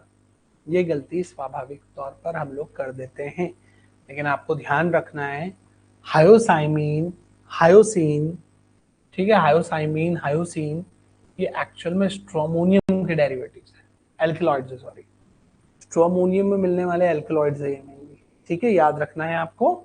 और साथ में एट्रोपाइन, एट्रोपाइन तो है ही खैर, ठीक है, तो ये भी याद रखना है आपको। फिर देखो एट्रोपाइन यहां पर एज ए एल्कलॉइड मौजूद है, और ये किसी के ट्रीटमेंट में भी यूज होता है atropine. So atropine is used for organophosphorus poisoning. जो कीटनाशक दवा के कांटेक्ट में आने से पॉइजनिंग होती है ना, उसको ऑर्गेनोफॉस्फोरस पॉइजनिंग कहते हैं। ऑर्गेनोफॉस्फोरस पॉइजनिंग, मशरूम पॉइजनिंग, ठीक है, तो मशरूम पॉइजनिंग में भी एट्रोपाइन दिया जाता है। एंड फाइसोस्टिग्माइन ओवरडोज अगर हो जाए, प्लांट किंगडम का है ये भी फाइसोस्टिग्माइन, है ना, मेडिकेटेड फॉर्म में दिया जाता है, अगर उसका भी ओवरडोज हो जाए तो भी एट्रोपाइन को देते हैं। So organophosphorus poisoning, mushroom poisoning, physostigmine poisoning, इन सारे पॉइजनिंग के केसेस में भी एट्रोपाइन को दिया जाता है, लेकिन एज ए ट्रीटमेंट के पर्पज से, ठीक है, एज ए ट्रीटमेंट के पॉइंट ऑफ व्यू से दे रहे हैं हम, ये भी आपको याद रखना है। क्लियर? तो हायोसाइमिन हाइसिन कहां पर है? स्ट्रोमोनियम में, ये हायोसाइमस में नहीं, और ये पूरे डी ही डी है, तो मेरे ख्याल से याद रखने में समस्या नहीं आनी चाहिए। चलिए, एक क्वेश्चन है आपके लिए, एक नहीं दो क्वेश्चन है। चलो, पहला क्वेश्चन क्या कहता है? पहला क्वेश्चन कहा गया, a person was brought by police from the railway platform. Railway platform पे एक व्यक्ति पड़ा था, पुलिस वाले ने उसे उठाया और थाने उठा लाया, थाने लेकर आ गए। ही इज टॉकिंग इररिलेवेंट, बिना सिर पैर की बातें कर रहा है, कुछ भी बोल रहा है। He is having dry mouth with hot skin, पूरा मुंह सूख रहा है, स्किन पूरा हॉट है, ड्राई है। डायलेटेड प्यूपिल्स है, आंखों की पुतलियां हैं डायलेटेड, ठीक है, प्यूपिल जो है वो बिल्कुल डायलेटेड है। Staggering gait and slurred speech, मतलब वो लड़खड़ा कर चल रहा है, ठीक है, उसका स्पीच है वो भी स्लर्ड है, ठीक से बोल नहीं पा रहा है। अब आपसे पूछ लिया, बताइए मोस्ट प्रोबेबल डायग्नोसिस क्या होगा, कौन सा पॉइजनिंग है ये? समझ ही गए हो आप, सब समझदार हो बहुत। धतूरा पॉइजनिंग, ठीक है, क्योंकि धतूरा पॉइजनिंग में ही हमें ये सारे फीचर्स देखने को मिलते हैं, जैसे कि इररिलेवेंट टॉकिंग, तो ये डेलीरियम है। ड्राई माउथ भी डी से है, डेलीरियम हो गया है। ड्राई हॉट स्किन अपने आप में हो ही गया है। डायलेटेड पीपल्स का डी आ गया है। स्टैगरिंग गेट को ड्रंकन गेट कहते हैं, तो ये भी आ गया है। स्लर्ड स्पीच को डिसआर्थरिया कहते हैं, तो ये भी डी है। सारे D D D D D D match कर गए, ठीक है। तो प्रोबेबल डायग्नोसिस क्या होता है? धतूरा पॉइजनिंग, याद रखना है। चलो, एक और question. A farmer was brought to the casualty with restlessness and agitation। एक किसान है, ठीक है, उसको लाया गया है कैजुअलिटी में, सडन आया है इमरजेंसी में, उसको बेचैनी हो रही है, रेस्टलेसनेस हो रही है, एजिटेशन हो रहा है, समझ नहीं आ रहा है क्या हो रहा है क्या नहीं हो रहा है, अजीब अजीब सा बर्ताव कर रहा है। एग्जामिनेशन में समझ में आया टेम्परेचर 103 डिग्री फ़ारेनहाइट है, high grade fever, dry hot skin वाला प्रेजेंटेशन, फेस पूरा फ्लज्ड है, पिपल्स डायलेटेड है और फिक्स्ड है। बोले बताइए क्या डायग्नोसिस? फिर समझ जाओ धतूरा। अब यहाँ पर कुछ चीजें ऐड हो गई हैं, जैसे कि यहाँ पर रेस्टलेसनेस और एजिटेशन ऐड हो गया है, तो वो डेलीरियम के प्रेजेंटेशन है। डेलीरियम में व्यक्ति कई बार करता है, लेकिन ऐसे भी पूछा जा सकता है कि एजिटेट कर रहा है, वो रेस्टलेसनेस फील कर रहा है, हाई ग्रेड फीवर हो गया, 103 डिग्री फ़ारेनहाइट के आसपास फीवर हो गया, ड्राई आउट स्किन और पिपल्स डायलेटेड है। तो आपको तो जो ध्यान रखना है ना, आंखों की पुतलियों पे ध्यान रखो आप, क्योंकि बहुत सारे ऐसे कोई केसेस नहीं है जहां पर आंखों की पुतलियां डायलेटेड मिले, कंपैरेटिवली है बट कम है फिर भी, है ना। मियोसिस वाले ज्यादा है, नैरोइंग वाले ज्यादा है, ठीक है। तो याद रखना है ये कौन सा था? धतूरा पॉइजनिंग। तो धतूरा की पूरी life D D D D D D D से ही चलती है। चलिए बात करेंगे ऑर्गेनोफॉस्फोरस पॉइजनिंग की। अब ये क्या है? ये भाई कीटनाशक, ठीक है। किसान व्यक्ति जब भी सुसाइड करने की कोशिश करेगा या कोशिश करता है, तो सुसाइड के लिए उसके पास क्या है? कीटनाशक दवा। तो आप न्यूज़पेपर में पढ़ते होंगे, कीटनाशक दवा पीकर एक फलाना फलाना व्यक्ति ने अपनी जान दे दी। आइए देखते हैं। So the most common death by suicide is by insecticide. देख लो भैया, सुसाइड के पॉइंट ऑफ व्यू से तो मोस्ट कॉमन डेथ होती है सुसाइड के केसेस में, वो कीटनाशकों की वजह से होती है, इंसेक्टिसाइड, है ना। फिनाइल पी लिया, ठीक है, सल्फास की गोलियां खा ली, सब कीटनाशक है ये भी, ठीक है। कीटों को मारने के लिए यूज किया जाता है, या फिर लाए थे कीटनाशक, उसको किसी चीज को पी लिया, तो insecticide. Atropine should never be started when the patient is cyanosed due to danger of respiratory arrest. अब ये क्यों लिखा है जरा समझो। अभी आप पढ़कर आ रहे हो कि एट्रोपाइन को ऑर्गेनोफॉस्फोरस पॉइजनिंग में यूज करते हैं, देते हैं, ये पढ़ा है हमने। वो आपको एक चीज सिखाना चाहता है कि एट्रोपाइन को देना जरूर चाहिए, लेकिन अगर व्यक्ति साइनोज्ड है, ऑलरेडी ब्लूइश डिस्कलरेशन है उसकी बॉडी में, तो उस पर्टिकुलर सिचुएशन में हमें एट्रोपाइन को नहीं देना है। क्यों? ऐसे केसेस में रेस्पिरेटरी अरेस्ट हो सकता है। रेस्पिरेटरी अरेस्ट हो सकता है, ये आपको ध्यान रखना है। रेस्पिरेटरी मसल जो है पता पड़े वो काम ही ना करें। फिर देखो क्या लिखा है, most specific test for organophosphorus poisoning is plasma cholinesterase level. याद रखना ये चीज आपको, प्लाज्मा में जो कोलिनेस्टेरेज लेवल है उसे हम चेक करते हैं ऑर्गेनोफॉस्फोरस पॉइजनिंग के लिए, क्योंकि इसका जो लेवल है वो हमें गड़बड़ मिलता है। प्लाज्मा कोलिनेस्टेरेज एंजाइम है, ठीक है, जो मसल्स की एक्टिविटी में इन्वॉल्व होता है। एसिटाइल कोलिन में इन्वॉल्व है, एसिटाइल कोलिन के फंक्शन है ना कोलिनेस्टेरेज, उसका लेवल गड़बड़ हो रहा है कहां पर? Organophosphorus poisoning. कैसे फीचर्स आते हैं? Asthma like symptoms is seen in organophosphorus poisoning. तो रेस्पिरेटरी अरेस्ट समझे आप क्यों लिखा है यहां पर? जो स्टेटस आस्थमेटिकस होता है, जहां पर अस्थमा के प्रेजेंटेशन लगातार बने होते हैं ना, वहां पर ऑक्सीजनेशन नहीं पहुंच पाता है प्रॉपर बॉडी में, तो वहां ब्लूइश कलरेशन साइनोसिस हो जाता है। बस वैसा ही प्रेजेंटेशन हो रहा है यहाँ पर। अस्थमा लाइक फीचर्स आते हैं, व्यक्ति साइनोज्ड हो जाता है। ऐसे केसेस में एट्रोपाइन को थोड़ा रोको, अवॉइड करो, अभी मत दो। तो आपसे कभी पूछा जाए कि अस्थमा लाइक फीचर आ रहे हैं किसी व्यक्ति में पॉइजनिंग के बाद, बताइए कौन सा पॉइजनिंग हो सकता है? तो ऑर्गेनोफॉस्फोरस पॉइजनिंग, ठीक है। In acute organophosphorus poisoning, dry lungs, pneumonia and pleural rub, ये सब कुछ देखने को मिल सकता है। ड्राई लंग, अस्थमा को हम ये नहीं कहते हैं कि पूरा वेट हो जाता है वो, ड्राई लंग, न्यूमोनिया जरूर है, एफ्यूजन, और प्लूरल रब, है ना, जो दोनों प्लूरल लेयर है वो आपस में फ्रिक्शन कर रही है। तो देखो पूरे लंग्स पर फोकस कर रहा है ऑर्गेनोफॉस्फोरस। और साथ में कंफ्यूजन होगा यहाँ पर। इंक्रीज सलाइवेशन, याद रखना है, इसमें सलाइवा बहुत आ रहा है। धतूरा में ड्राई माउथ था, पूरा मुंह सूख रहा था, ऑर्गेनोफॉस्फोरस पॉइजनिंग में सलाइवा ज्यादा आ रहा है, तो कंफ्यूजन है, इंक्रीज सलाइवेशन, लैक्राइमेशन है, आंखों से आंसू भी आ रहे हैं। फेसिकुलेशन है, ये क्या होता है? ये लोअर मोटर न्यूरॉन के इन्वॉल्वमेंट के बाद देखा जाता है। किसी पर्टिकुलर मसल ग्रुप में ऑटोमेटिक कॉन्ट्रैक्शन शुरू हो जाए, कोई मसल ग्रुप ऑटोमेटिक कॉन्ट्रैक्शन देखा, उसको फेसिकुलेशन कहते हैं, वो मिल रहा है। मियोसिस देखो, यहाँ पर भी आंखों की पुतलियां कैसी होंगी? बिल्कुल नैरो डाउन, मियोसिस होगा यहाँ पर। टैकीकार्डिया यहाँ पर मिलेगा आपको, टैकीकार्डिया, हार्ट रेट बढ़ा हुआ मिलने वाला है, ब्लड प्रेशर बहुत बढ़ा हुआ मिलने वाला, हाइपरटेंशन, ठीक है, is a symptom of organophosphorus poisoning. तो आपको याद रखना है कि ऑर्गेनोफॉस्फोरस पॉइजनिंग में क्या क्या हो रहा है, या कंफ्यूजन हो रहा है, या सलाइवेशन बहुत बड़ा हुआ है, लेक्राइमेशन हो रहा है, फेसिकुलेशन हो रहा है, मियोसिस हो रहा है, टैकीकार्डिया हो रहा है, हाइपरटेंशन मिल रहा है यहाँ पर ऑर्गेनोफॉस्फोरस पॉइजनिंग में ना। तो बहुत सारी चीजें जो हैं हमें यहाँ पर ऑर्गेनोफॉस्फोरस पॉइजनिंग में देखने को मिलती है, ठीक है, याद रखना है आपको। प्लांट पेनिसिलिन कौन है? Plant penicillin endrin. ऐसा क्यों है? देखो ये क्वेश्चन है, एज इट इज उठकर आता है, आ जाता है। बेसिकली प्लांट पेनिसिलिन, देखो पेनिसिलिन नॉटेटम क्या है? पेनिसिलिन फंगस से बना हुआ एक एंटीबायोटिक है ना, और बहुत फेमस एंटीबायोटिक है पेनिसिलिन। लेकिन वैसा ही पेनिसिलिन हमको प्लांट में मिलता है, प्लांट प्रोडक्ट के तौर पर। तो प्लांट पेनिसिलिन का नाम है एंड्रिन। कभी पूछ ले तो आपको ध्यान रखना है, मेन तो ऑर्गेनोफॉस्फोरस पॉइजनिंग पे ध्यान रखेंगे आप लोग। चलिए 2 क्वेश्चन है आपके सामने। पहला question, a 20-year age patient present with coma with pin point प्यूपिल।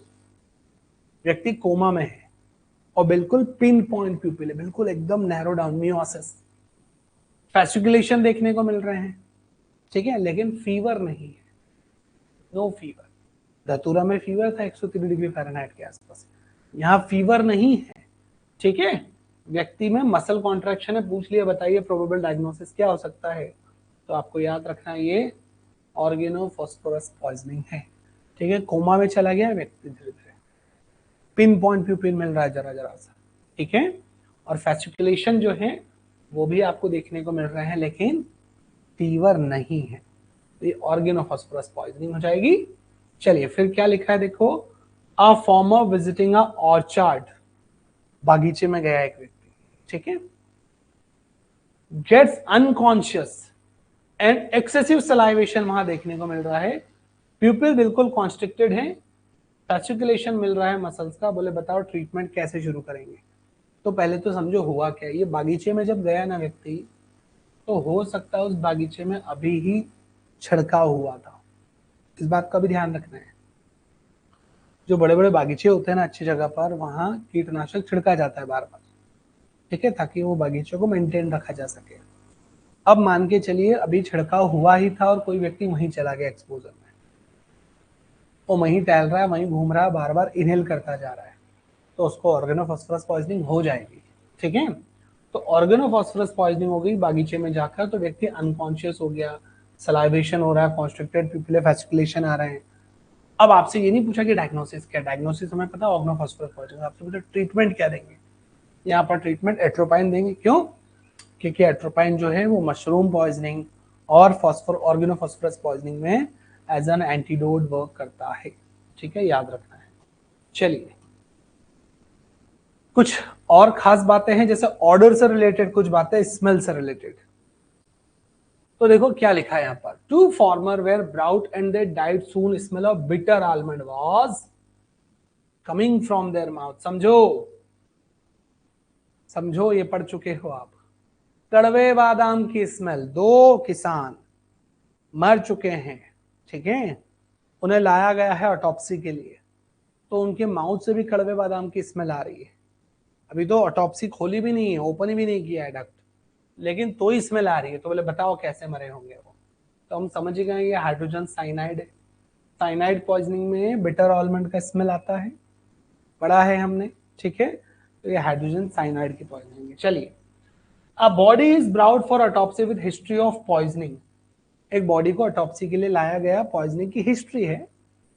On postmortem examination क्या क्या मिला? There is dark brown postmortem staining. देखो भैया, डार्क ब्राउन पोस्टमार्टम स्टेनिंग, ये याद रखना है अब आपको। And garlic order in stomach, garlic लहसुन का स्मेल आ रहा है। डार्क ब्राउन है स्टेनिंग, लहसुन का स्मेल आ रहा है।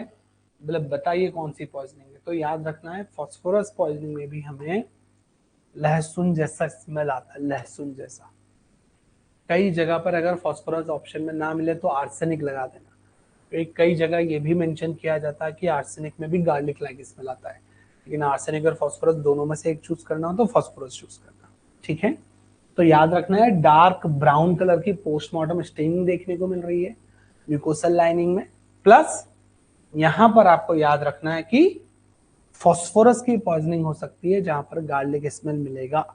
ठीक है, साथ में डार्क ब्राउन स्टेनिंग तो थी ही। चलिए हाइड्रोसाइनिक एसिड को देख लो जरा, हालांकि हम इसको पहले भी देख चुके हैं, बट ये फिर से आ गया है, तो देख लो, आ गया तो क्यों किसी को नाराज करना भैया। तो बिटर आलमंड स्मेल, कड़वे बादाम की स्मेल, ये इसका ट्रेडमार्क है। हाइड्रोसाइनिक एसिड में ऑटोप्सी करी, ऑटोप्सी के लिए जैसे डक्ट को ओपन किया, कैविटी को ओपन किया, वहां पर स्मेल आने वाला अच्छा खासा। ठीक है, तो bitter almond smell. Amyl nitrate याद आ गया होगा आपको, ठीक है, एज एन एंटीडोट हमने अमाइल नाइट्रेट यूज किया था, है ना भाई, हाइड्रोसाइनिक एसिड के लिए, साइनाइड पॉइजनिंग के लिए। ये क्या करा था? ये करा था histotoxic anoxia, is a cause of death. क्या होता है ये पता है आपको? जो साइनाइड होता है ना, बड़ा बदमाश होता है भाई। ये जाता है हमारी बॉडी के अंदर, एंटर करता है, और ये सेल है, ठीक है, मान के चलिए ये हमारी बॉडी की एक सेल है। अब ये यहां जाकर बैठ गया, कौन? साइनाइड, है ना, डेंजर वाला। ये साइनाइड जाकर बैठ गया, बोले आओ। अब ये गया बेचारा हीमोग्लोबिन, बाइकॉन्केव शेप का अपना आरबीसी जो है, इसके अंदर हीमोग्लोबिन है। ये जा रहा है, जा रहा है, जा रहा है। अब ये इसको बोलेगा, हाँ भाई कौन हो? मैं आरबीसी। क्या करने आया हूँ? मैं O2 सप्लाई करने आया हूँ। किसको? ये सेल को। बोले तुम क्यों आए? बोले मेरा ही काम है भाई, मेरे जीवन का मकसद ही ये है, मैं पैदा ही इसलिए हुआ हूँ कि बस मैं ऑक्सीजन कैरी करूँ, मेरे अंदर हीमोग्लोबिन है, उसकी मदद से मैं ऑक्सीजन कैरी करता हूँ और इस सेल को दे देता हूँ। तो ये कहता है हाइड्रोसाइनिक एसिड, साइनाइड, प्लस सुनो, जितना करना था कर दिया, अब निकल जाए पतली गली से चुपचाप। बोले क्यों भाई? बोले आज के बाद जब तक मैं यहाँ बैठा हूं इस सेल को ऑक्सीजन नहीं मिलना चाहिए। बोले क्यों? बस मेरा मन, नहीं मिलेगा तो नहीं मिलेगा। ये होता है हिस्टोटॉक्सिक एनॉक्सिया। ये क्या करता है, ये इसको इतना ज्यादा इम्पल्स उसमें डाल देता है कंफ्यूजन में, और ऐसा डैमेज कर देगा आरबीसी को कि इसका जो ऑक्सीजन कैरिंग कैपेसिटी है वो इतना अल्टर्ड हो जाएगा कि वो सेल तक जा ही नहीं पाएगा। इसी को कहते हैं हिस्टोटॉक्सिक एनॉक्सिया। एनॉक्सिया मतलब समझो ऑक्सीजन ही नहीं है, सेल के पास ऑक्सीजन ही नहीं है, पहुंचा ही नहीं, इसने नहीं पहुंचने दिया, इसने तो इसने जहर फैला दिया। हिस्टोटॉक्सिक कहते हैं इसको, ठीक है। हिस्टोटॉक्सिक एनॉक्सिया कौन करता है? साइनाइड पॉइजनिंग करता है, याद रखेंगे आप। तो देखो, cyanide poisoning act by inhibiting cellular respiration, बंद कर दिया इसने, सेल्यूलर रेस्पिरेशन होने ही नहीं दिया, ये करता है cyanide. And non poisoning salt of cyanide is potassium ferrocyanide. इसलिए पोटेशियम फेरोसाइनाइड को कई केमिकल एक्टिविटीज में यूज किया जाता है, ठीक है। कई सारी ऐसी एक्टिविटीज होती हैं, ऐसी चीजें होती हैं जहां पर ये फेरोसाइनाइड यूज होता है, पोटेशियम फेरोसाइनाइड। क्लियर? तो ये भी आपको याद रखना होगा, ठीक है।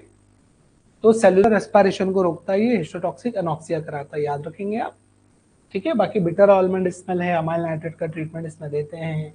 हिस्टोटॉक्सिक एनॉक्सिया कराता है हाइड्रोसाइनिक एसिड, ये भी आपको याद रखना है। सेल्यूलर रेस्पिरेशन रोक देता है, और पोटेशियम फेरोसाइनाइड इसका नॉन पॉइजनस सॉल्ट है। चलिए कुछ क्वेश्चन स्टेनिंग पे आ जाते हैं, उसको देख लेते हैं। स्टेनिंग मतलब पीएम स्टेनिंग, पोस्टमार्टम स्टेनिंग है ना। सीधा क्वेश्चन पूछ लिया जाता है कि भाई ऑटोप्सी हुआ और ऑटोप्सी के दौरान ये स्टेनिंग मिल रही है, तो बोले बताओ कौन सी पॉइजनिंग है। तो वैसे तो जब जब हमने इंडिविजुअल पॉइजनिंग पर फोकस किया, हमने स्टेनिंग को देखा है, फिर भी आइए तो देखो भाई, postmortem staining finding carbon monoxide में कैसी मिलेगी? तो चेरी रेड ब्लड और चेरी रेड स्टेनिंग भी मिलती है। ब्लड भी बिल्कुल लाल सुर्ख हो जाता है कार्बन मोनोऑक्साइड पॉइजनिंग में, बिल्कुल लाल सुर्ख, ठीक है। ये चीज आपको ध्यान रखना है। और साथ ही साथ जो ऑर्गन है वो भी कंजेस्टेड हो जाते हैं, बिल्कुल लाल सुर्ख ऐसे देखने को मिलता है, बिल्कुल कंजेस्टेड फॉर्म, ठीक है। तो देखो देखो लिखा blue hypostasis is seen in poisoning due to hydrogen sulphide. ये H2S है, hydrogen sulphide. Blue hypostasis, mainly blue green कहते हैं इसको, ठीक है। ब्लू हाइपोस्टेसिस मिले या ब्लूइश ग्रीन मिले, ब्लू ग्रीन कह दे, ब्लूइश ग्रीन कह दे, तो आपको याद रखना है हाइड्रोजन सल्फाइड होता है।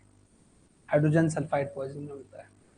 Red brown coloured postmortem staining कहां मिलती? तो एनिलीन डाई। अब देखो, ये जो एनिलीन होता है ना, ये वो जो पैम्पलेट बनाते हैं, ठीक है, कपड़ों पर वो कलर वलर करते हैं, वहां एनिलीन डाई बहुत यूज होता है। पेपर वेपर, न्यूज़पेपर, कलरफुल प्रिंटिंग व्रिंटिंग वहां बहुत यूज होता है।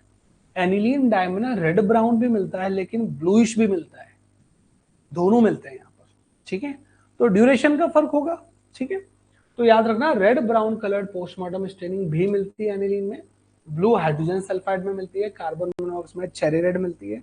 देखो डीप ब्लू, गहरा नीला कलर का हाइपोस्टेसिस, ये भी आपको मिलता है एनिलीन डाई में। तो एनिलीन डाई में ना एक्चुअल में दोनों फाइंडिंग मिलती है। ये ड्यूरेशन पे डिपेंड करेगा मेरे ख्याल से।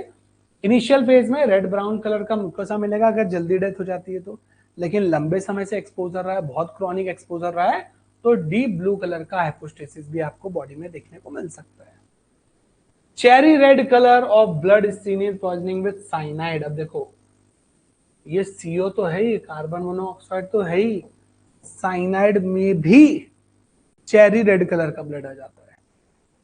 अब दोनों दे दिए तो क्या करें? तो बोथ का ऑप्शन आएगा तो बोथ चूज कर लो, और अगर चार अलग अलग ऑप्शन है तो फिर सीओ मेन है, कार्बन मोनोऑक्साइड मेन है, उसको तो छोड़ना ही नहीं अपने को, ठीक है। तो चेरी रेड कलर का ब्लड जो है वो कार्बन मोनोऑक्साइड के साथ साथ साइनाइड पॉइजनिंग में भी मिलेगा। Death due to carbon monoxide poisoning causes postmortem staining of cherry red colour. वही बात आ गई रिपीट में कि कार्बन मोनोऑक्साइड की वजह से पॉइजनिंग हुई है, तो बताइए स्टेनिंग कैसे मिलेगी? तो चेरी रेड कलर की स्टेनिंग मिलेगी पूरी बॉडी में, ब्लड में भी और स्टेनिंग भी। फिर देखो, कई जगह चेरी रेड ऑप्शन नहीं देते हैं, वो ब्राइट रेड दे देते हैं, ब्राइट रेड। तो bright red hypostasis is seen in carbon monoxide and cyanide poisoning, दोनों याद रखना है आपको, ठीक है। Carbon monoxide and cyanide poisoning. तो अगर उन्होंने चेरी रेड नहीं दिया बाय चांस, चेरी रेड अगर टर्मिनोलॉजी नहीं यूज की गई है वहां पर तो ब्राइट रेड यूज किया जाएगा। तो ब्राइट रेड हाइपोस्टेसिस याद रखना है आपको। फिर देखो क्या लिखा है, a dead body is having cadaveric lividity of bluish green colour. Lividity जानते हो कि नहीं, एक व्यक्ति मर गया, डेड बॉडी पड़ी हुई है, ठीक है, तो वहां पर ब्लड जो है वो पूरी बॉडी में जमा होने लगता है। तो बॉडी के अंडर सरफेस ऐसा पड़ा है पीठ के बल, तो वहां पर लिविडिटी हो जाती है पूरी, पोस्टमार्टम लिविडिटी कहते हैं इसको, है ना, बात करेंगे अपन एफएमटी में, तो फॉरेंसिक मेडिसिन में, टॉक्सिकोलॉजी तो देख ही रहे हैं। तो यहां पर आपको याद रखना है वहां पर कैडबरिक लिविडिटी हो जाती है, ठीक है। तो अगर उसमें ब्लूइश ग्रीन कलर मिल रहा है आपको, तो बोले बताइए डेथ का मेन कारण कौन सा जहर हो सकता है, तो अभी हाइड्रोजन सल्फाइड, देखो ब्लूइश ग्रीन आया है, ठीक है, तो ये सिंपल ब्लूइश भी कह सकता था, ब्लूइश ग्रीन भी कह सकता है। तो ब्लूइश ग्रीन अगर स्टेनिंग हुई है, इसका सीधा सा मतलब है ना कि हाइपोस्टेसिस भी वैसे ही कलर का हुआ है, तो ये साइनाइड पॉइजनिंग को दर्शाएगा, ठीक है, साइनाइड पॉइजनिंग। फिर लिखा a dead body with suspected poisoning is due to having hypostasis of red brown और डीप ब्लू इन कलर। देखो एक व्यक्ति है, गहरा नीला या रेड ब्राउन कलर का दिख रहा है उसका स्टमक का म्यूकोसा लाइनिंग या हाइपोस्टेसिस, अब बताओ बोले कौन सी पॉइजनिंग है। अब देखो बोले सर ये तो नाइट्रेट्स लिखा है, तो इसका पूरा नाम होता है एनिलीन नाइट्रेट्स। एनिलीन जो होता है ना वो मेनली नाइट्रेट्स कंपाउंड में होता है, ठीक है, तो एनिलीन नाइट्रेट्स, तो ये याद रखना है आपको, चाहे वो डार्क ब्राउन कह दे, रेड ब्राउन कह दे, या फिर वो आपको डीप ब्लू कह दे, ये नाइट्राइट पॉइजनिंग को दर्शाता है। लेकिन कौन सा नाइट्रेट है, ये एनिलीन नाइट्रेट है, ठीक है। तो स्टेनिंग याद रखना है, स्टेनिंग कुछ ही है, बहुत सारी स्टेनिंग नहीं है, है ना, तो याद रखेंगे डार्क ब्राउन फॉस्फोरस में भी होता है, red brown deep blue aniline में भी होता है, चेरी रेड होता है कार्बन मोनोऑक्साइड पॉइजनिंग में और साइनाइड पॉइजनिंग में, है ना, यही लिमिटेड है, उन्हीं को घुमा फिरा कर दिया है बस, और कुछ नहीं। तो ये स्टेनिंग पे क्वेश्चन आएगा, तो याद रखना है आपको। चलिए कुछ इन्वेस्टिगेशंस की बात कर लेते हैं। क्या लिखा है देखो, specimen for toxicological studies is preserved in super saturated solution of common salt, मतलब NaCl। आपसे क्वेश्चन पूछेंगे, वो क्या क्वेश्चन पूछेंगे कि मान के चलिए डाउट है कि इसको जहर दिया गया है, अब उसकी स्टडी करनी है ऑर्गन की, तो उस ऑर्गन को हम कैसे प्रिजर्व करके रखेंगे। तो टॉक्सिकोलॉजिकल स्पेसिमेन जिनकी स्टडी होनी है आगे चलकर, टॉक्सिकोलॉजिकल स्टडी उनको NaCl के कॉमन सॉल्ट के सुपर सैचुरेटेड सॉल्यूशन में रखेंगे, मतलब जहां पर NaCl का परसेंटेज थोड़ा ज्यादा हो, ठीक है, उसमें रखेंगे। Preservative use for toxicological specimen वही है सैचुरेटेड सोडियम क्लोराइड।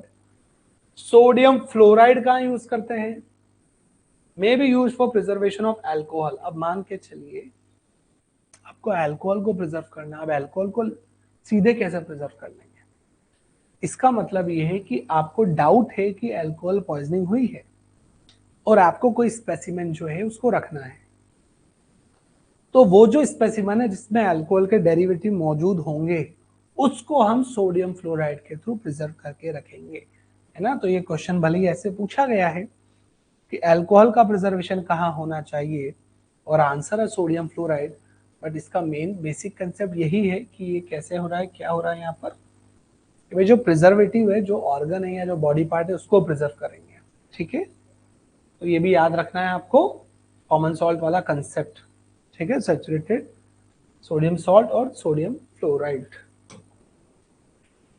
फिर देखो क्या लिखा हुआ है, कुछ और खास बातें। On stomach washing sulphas poisoning turn to black on exposure to silver nitrate. अब सल्फास की गोली खा ली किसी ने, सुना होगा आपने, सल्फास खा लिया। अब सल्फास खा लिया तो ऐसा नोटिस किया जाता है कि जब स्टमक वॉश होता है, मर गया व्यक्ति, है ना, ऑटोप्सी हो रहा है, तो सिल्वर कंफर्म करना है, तो सिल्वर नाइट्रेट से जैसे वॉश करते स्टमक को, म्यूकोसल लाइनिंग ब्लैक हो जाती है, तो ये कंफर्म एक साइन होता है कि जो पॉइजनिंग है वो किसकी है, वो सल्फास की पॉइजनिंग, ठीक है, याद रखना है आपको। यूरिन को ही प्रिजर्व करना सीधे सीधे, जिससे मान के चलो बार्बिचुरेट्स पॉइजनिंग है, लिक्विड गोल्ड यूरिन मिल रहा है, लेकिन हमको कंफर्म करना है कि बारबिचुरेट्स है भी कि नहीं, तो थायमिक सॉल्यूशन आता है, थायमिक सॉल्यूशन, उसके अंदर यूरिन को प्रिजर्व करके रखते हैं। A sample took for uric crystals, ठीक है, गाउट और टॉफस का लिया है, यूरिक एसिड मोनोसोडियम क्रिस्टल जमा हो जाते हैं ना, उनको लिया है, तो लिखा है would be submitted to the pathology laboratory in alcohol. मतलब कमाल की बात यह है कि अगर मोनोसोडियम यूरेट क्रिस्टल को लिया जाता है ना, गाउट टॉफस से निकाला गया सिरिंज के माध्यम से, तो उसे कैसे भेजना है, उसको अल्कोहल के माध्यम से भेजना है पैथोलॉजी लेबोरेटरी में। तो ये माध्यम है या फिर कहीं ना कहीं स्टोरेज है ना, ताकि हम आगे चलकर उनकी स्टडी कर सके। तो क्या क्या याद रखना है आपको, आपको याद रखना है खासकर कि सुपर सैचुरेटेड सॉल्यूशन NaCl जो है उसे यूज करते हैं हम टॉक्सिकोलॉजिकल स्पेसिमेन के प्रिजर्वेशन के लिए, ठीक है। अगर कोई प्रिजर्वेशन अल्कोहल को कंज्यूम करता है तो उसे हम सोडियम फ्लोराइड के अंदर प्रिजर्व करके रखेंगे। अगर सल्फास पॉइजनिंग का केस है और कंफर्म करना है, तो जैसे स्टमक की म्यूकोसा को सिल्वर नाइट्रेट से वॉश किया जाता है वो ब्लैक कलर का हो जाता है, याद रखना है, ठीक है। यूरिन को स्टोर करना है, थाइमिक सॉल्यूशन में रखेंगे। और एक सैंपल अगर हमने यूरिक एसिड क्रिस्टल को ले लिए, यूरिक एसिड क्रिस्टल्स को अगर हमने ले लिए, तो ये आपको याद रखना है, उसको भी हमको अल्कोहल में रखना होगा प्रिजर्व करके, अगर हम उसको लेबोरेटरी में भेज रहे हैं तो। चलिए, एनिमल पॉइजन या स्नेक पॉइजन, तो भैया अभी तो गर्मियां चल रही है, बारिश आएंगी, तो इससे बच के रहना है ना, क्योंकि कोई छोटी मोटी चीज नहीं है। और फिर भी सोचो गर्मियां चल रही है तो भी आप पढ़ोगे न्यूज़पेपर वगैरह, अगर आप पढ़ते हो, आदत में है आपकी, तो आप देखोगे एनिमल बाइट के केसेस कितने कॉमन है, उसमें भी स्नेक बाइट बहुत कॉमन है। सपेरे ही गया था सांप पकड़ने, और सपेरे कोई काट लिया, सपेरा मर गया। तो भैया ये इनसे बच के रहना चाहिए, बहुत खतरनाक होते हैं एनिमल पॉइजन, खासकर स्नेक पॉइजन, ठीक है, क्योंकि वो किसी को भी डस लेंगे और डस के चले ऊपर पहुंचा दिया सीधे। हालांकि डर भी इतना ज्यादा ना स्नेक पॉइजनिंग का, अगर नॉन पॉइजनस स्नेक भी था तो व्यक्ति घबराहट से मर जाता, हाय दैया भैया बाप रे मेरे को मार काट लिया सांप ने, वो डर से ही मर जाता है व्यक्ति, है ना, तो ये भी होता है। चलो, तो कुछ खास स्नेक्स की बात करते हैं हम। देखो, क्रेट होता है, क्रेट ब्लैक कलर का होता है, बिल्कुल क्रेट बोलते हैं उसको, आपने देखा होगा, ऐसा पूरा ब्लैक स्नेक हो कोई, और उस ब्लैक स्नेक पर ऐसे व्हाइट व्हाइट कलर के छोटे छोटे स्ट्रिप हो, ये होता है क्रेट, ठीक है। तो क्रेट में ना जो पॉइजन होता है ना वो न्यूरोटॉक्सिक होता है। न्यूरोटॉक्सिक मतलब उसका इंपैक्ट कहाँ होने वाला, ब्रेन पर होने वाला, न्यूरोटॉक्सिक होता है। कोबरा भी न्यूरोटॉक्सिक होता है, कोबरा वो जो फन फैला के बैठा रहता है ना, इंडियन कोबरा टिपिकली, ठीक है, जो जिसका फन फैल जाता है, जिसके अंदर ऐसा बना होता है ना, जो कहते हैं भैया वही भोलेनाथ जी के गले पे होता है, वो कोबरा, तो भैया वो इंडियन कोबरा में न्यूरोटॉक्सिक होता है, ठीक है। तो क्रेट न्यूरोटॉक्सिक है, कोबरा न्यूरोटॉक्सिक है, स्नी स्नेक समुद्र में तैरने वाले मस्कुलोटॉक्सिक होते हैं। ऐसा कहा भी जाता है कि ज्यादातर सी स्नेक जो है वो नॉन पॉइजनस होते हैं, ये भी सच है, लेकिन कुछ जो पॉइजनस होते हैं वो मस्कुलोटॉक्सिक होते हैं, मसल्स को पैरालाइज कर देंगे, तैर ही नहीं पाओगे, नीचे डूब जाओगे सीधे। वाइपर स्नेक रेगिस्तान वगैरह में पाया जाता है, मेनली वाइपर स्नेक मैडम, ये हेमेटोटॉक्सिक या वास्कुलोटॉक्सिक होता है, ये हैमरेज करा देगा भाई, ठीक है, खून बह रहा है तो बहता ही जा रहा है, तो हेमेटोटॉक्सिक या वास्कुलोटॉक्सिक होता है, याद रखना है, ठीक है। प्रियापिज्म अकर इन कैंथरिस पॉइजनिंग, कैंथराइड पॉइजनिंग। प्रियापिज्म क्या होता है, बैक्टीरिया मेडिका में आपको कई बार बताया गया है, ये एबनॉर्मल पेनफुल पेनाइल इरेक्शन है, मेल्स में होगा ऑब्वियसली, तो एबनॉर्मल पेनफुल पेनाइल इरेक्शन जिसको प्रियापिज्म कहते हैं, वो एक प्रेजेंटेशन है कैंथेरिड पॉइजनिंग का। कैंथेरिड एक कीड़ा होता है कैंथेरिस, जिससे कैंथेरिस बनती है, कैंथराइड, है ना, तो कीड़ा है, वो कीड़े के काटने से हो सकता है। ऑफिटॉक्सेमिया का मतलब क्या है, पॉइजन बाय स्नेक वेनम, याद रखना है। ऑफिटॉक्सेमिया, स्नेक वेनम, सांप का जो जहर है उसके थ्रू जहर दे देना या खुद ले लेना, वो ऑफिटॉक्सेमिया की कैटेगरी में आता है। देखो, फिर पूछा नॉन पॉइजनिंग स्नेक कौन सा होता है, आंसर है सी स्नेक। तो मैंने कहा ना, ज्यादातर सी स्नेक जो है वो नॉन पॉइजनस होते हैं, ये सच है, लेकिन जो पॉइजनस होते हैं वो मस्कुलोटॉक्सिक होते हैं, मसल्स को पैरालाइज कर देंगे। ये वेनम्स इतने स्ट्रॉन्ग क्यों होते हैं, क्योंकि ये डाइसल्फेट बॉन्ड से बने होते हैं, याद रखना है। जहर क्या है एक्चुअल में? ये प्रोटीन्स हैं, ठीक है, जो आपस में डाइसल्फाइड बॉन्ड से बंधे हुए हैं, लेकिन ये ऐसे प्रोटीन है जो आपकी बॉडी में जाकर डिस्ट्रक्शन शुरू कर देते हैं। तो वेनम जो है वो मेनली डाइसल्फाइड बॉन्ड से बंधा होता है, याद रखना, डाइसल्फाइड बॉन्ड से। पर देखो क्या लिखा हुआ है,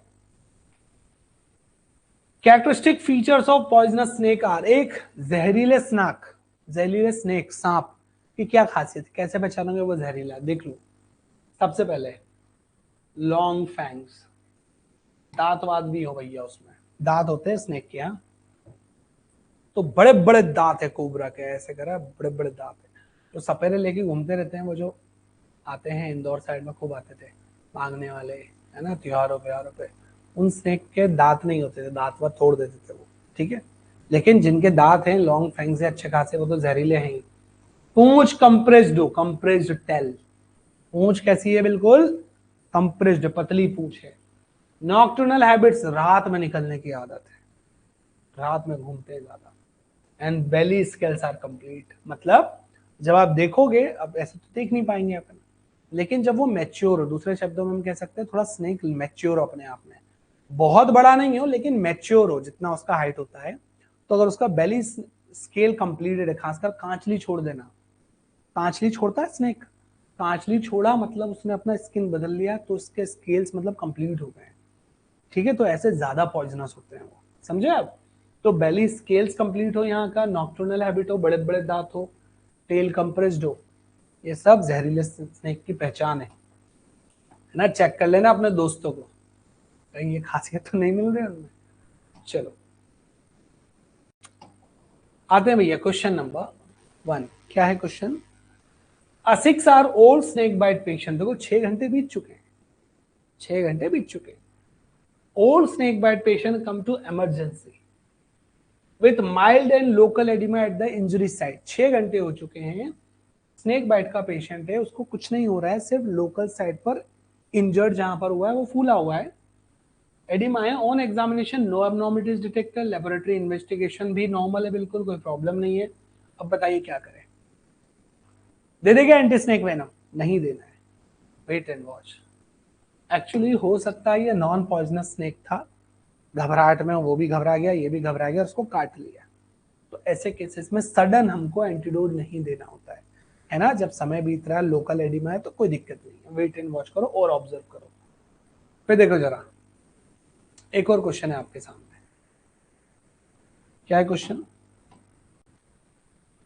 हीरा Lal 10 year old child present in casualty, 10 साल का बच्चा, नाम हीरा लाल है, ठीक है, तो 10 साल का बच्चा हीरा लाल नाम है उसका, स्नेक बाइट हो गया, इसको भी 6 घंटे हो गए हैं, एग्जामिनेशन किया तो कोई सिस्टमिक फीचर्स नहीं है, लैबोरेटरी इन्वेस्टिगेशन भी है, सिर्फ लोकलाइज स्वेलिंग है, वो भी 5 सेंटीमीटर के अंदर है।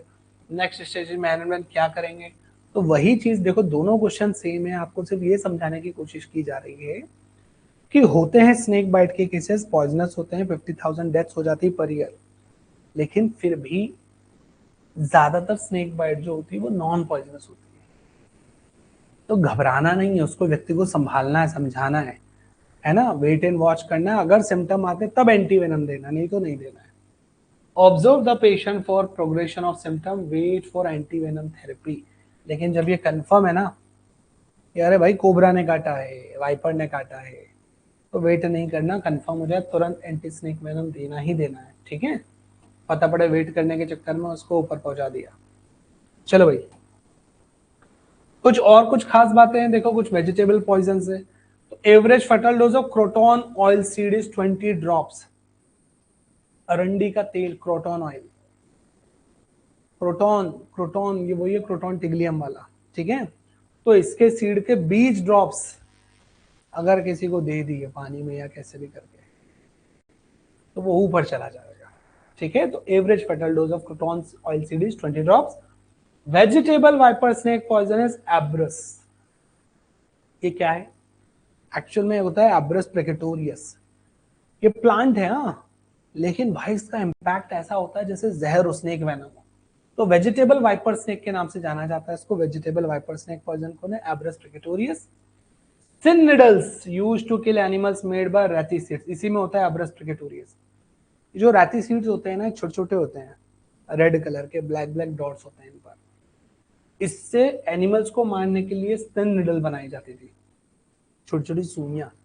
आपने देखा होगा चाइनीज मूवीज में, खासकर किसी को मारना है, चल रहे थे ऐसे पिन चुबो के चले गए, सामने वाला व्यक्ति मर गया। क्यों? वो पता भी नहीं पड़ रहा कैसे मरा कैसे मरा कैसे मरा। बाद में बहुत अच्छे से पोस्टमार्टम हो, तब समझ में आया, अरे इसको तो पिंच है, इसको तो किसी ने इंजेक्शन लगाया था, सुई लगाई थी। तो ये जो सिन निडल्स होते हैं ना, ये रैती सीड्स के बनाए जाते हैं, ये पॉइजनस होते हैं। ठीक है, वाइपर स्नेक का पॉइजन जैसे असर करता है, ये याद रखना है आपको। फिर देखिए क्या लिखा है यहाँ पर, semecarpus anacardium. Semecarpus anacardium substance produces injuries which stimulates confusion. Semecarpus anacardium में प्लांट ओरिजिन का होता है, लेकिन ये अगर कंज्यूम कर लिया तो कंफ्यूजन क्रिएट करेगा, ब्रेन पर इंपैक्ट होता है सेमिकार्पस का। और मशरूम पॉइजनिंग के लिए कौन देंगे, तो एट्रोपाइन देंगे। आई थिंक एट्रोपाइन तो अब आप भूलोगे नहीं, है ना? मशरूम पॉइजनिंग और ऑर्गेनोफॉस्फोरस पॉइजनिंग में देते हैं। समझ गए ना आप? ठीक है, तो क्या क्या याद रखेंगे यहाँ पर, इस स्लाइड से क्या क्या याद रखना है हमको? सबसे पहले स्नेक पॉइजन्स को याद रखना है। ठीक है, कोई बहुत बड़ा टास्क है नहीं। तो देखो, क्रेट पॉइजनिंग और कोबरा, ये दोनों न्यूरोटॉक्सिक होते हैं। इनका असर कहाँ होता है? ब्रेन पर होता है, याद रखना है। ठीक है, जबकि सी स्नेक मस्कुलोटॉक्सिक हो जाता है और वाइपर हेमेटोटॉक्सिक हो जाता है, ब्लड को दिक्कत दे देगा। प्रियापिज्म कैंथरेट पॉइजनिंग में होता है, याद रखना है। ऑफिटोक्सेमिया का मतलब होता है स्नेक वेनम से पॉइजन दे देना। ठीक है, जहर दे देना। नॉन पॉइजनस स्नेक कौन सा है, तो भी चूज करना पड़े तो स्नेक पॉइजन, है ना? कुछ कुछ होते हैं नॉन पॉइजनस। वेनम क्यों इतना स्ट्रॉन्ग होता है? क्योंकि वो डाइसल्फाइड बॉन्ड का बना होता है, स्ट्रॉन्गेस्ट बॉन्ड में से एक होता है। कैरेक्टरिस्टिक फीचर्स क्या होते हैं जहरीले स्नेक के? तो दांत बड़े हो, ठीक है, पूंछ पतली हो, रात में निकलने की हैबिट हो, और बैली स्केल्स कंप्लीट हो, ये याद रखना है हमको। और फिर क्या कहा गया, कुल मिलाकर जब तक कोई मेजर सिम्टम ना आए तब तक एंटी वेनम नहीं देना है ना? ये चीज याद रखेंगे आप। फिर वेजिटेबल पॉइजनिंग में तो क्रोटोनॉल सीड के बीज ड्रॉप सफिशिएंट होते हैं भैया जान लेने के लिए। वेजिटेबल वाइपर स्नेक को एब्रस कहते हैं, एब्रस प्रिकेटोरियस रैटी सीड से बनता है। सिन निडल बनाते हैं, इससे एनिमल्स को मारने के लिए पहले यूज किया जाता था।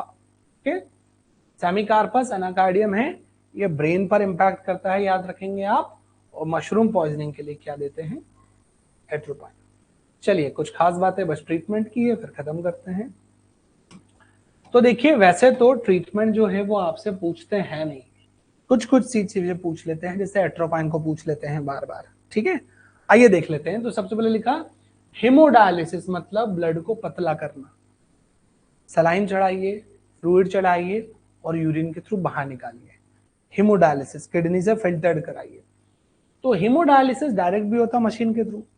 Useful in poisoning with salicylate poisoning हो जाए, मिथाइल अल्कोहल पॉइजनिंग हो जाए, बार्बिचूरेट्स, कोकेन, कैनाबिस, चारकोल हाइड्रेट, इन सब में हेमोडायलिसिस किया जा सकता है। एक्सेप्शन क्या? Kerosene oil. अगर केरोसिन की पॉइजनिंग है तो याद रखना है क्या नहीं करना है? हेमोडायलिसिस नहीं करना है, वरना ज्यादातर केसेस में चाहे वो सैलिसिलेट पॉइजनिंग हो मेडिकेशन की वजह से, हाँ, मिथाइल अल्कोहल पॉइजनिंग हो, बार्बिचूरेट्स पॉइजनिंग हो, कोकेन हो, कैनाबिस, क्लोरल हाइड्रेट, इन सब में हेमोडायलिसिस किया जा सकता है। Gastric लवाज is contraindicated in kerosene poisoning and sulphuric acid poisoning. देखो, गैस्ट्रिक लवाज क्या होता है? ये समझ लीजिए ट्यूब डाल के कंटेंट को बाहर निकाल रहा है, गैस्ट्रिक एरिया का उल्टी करा रहे हैं, लवाज करा रहे हैं पूरे कंटेंट को।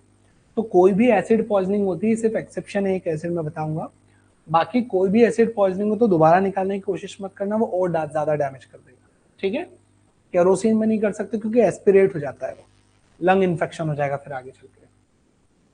देखो, gastric लवाज is indicated in all cases of acute poisoning ideally because of fear of aspiration. अब ये क्या है? देखो, एक्यूट केस हुआ और ऐसा सब्सटेंस है जो स्टमक से निकाल सकता है, तो गैस्ट्रिक लवाज सबसे प्राइमरी ट्रीटमेंट होता है। क्यों?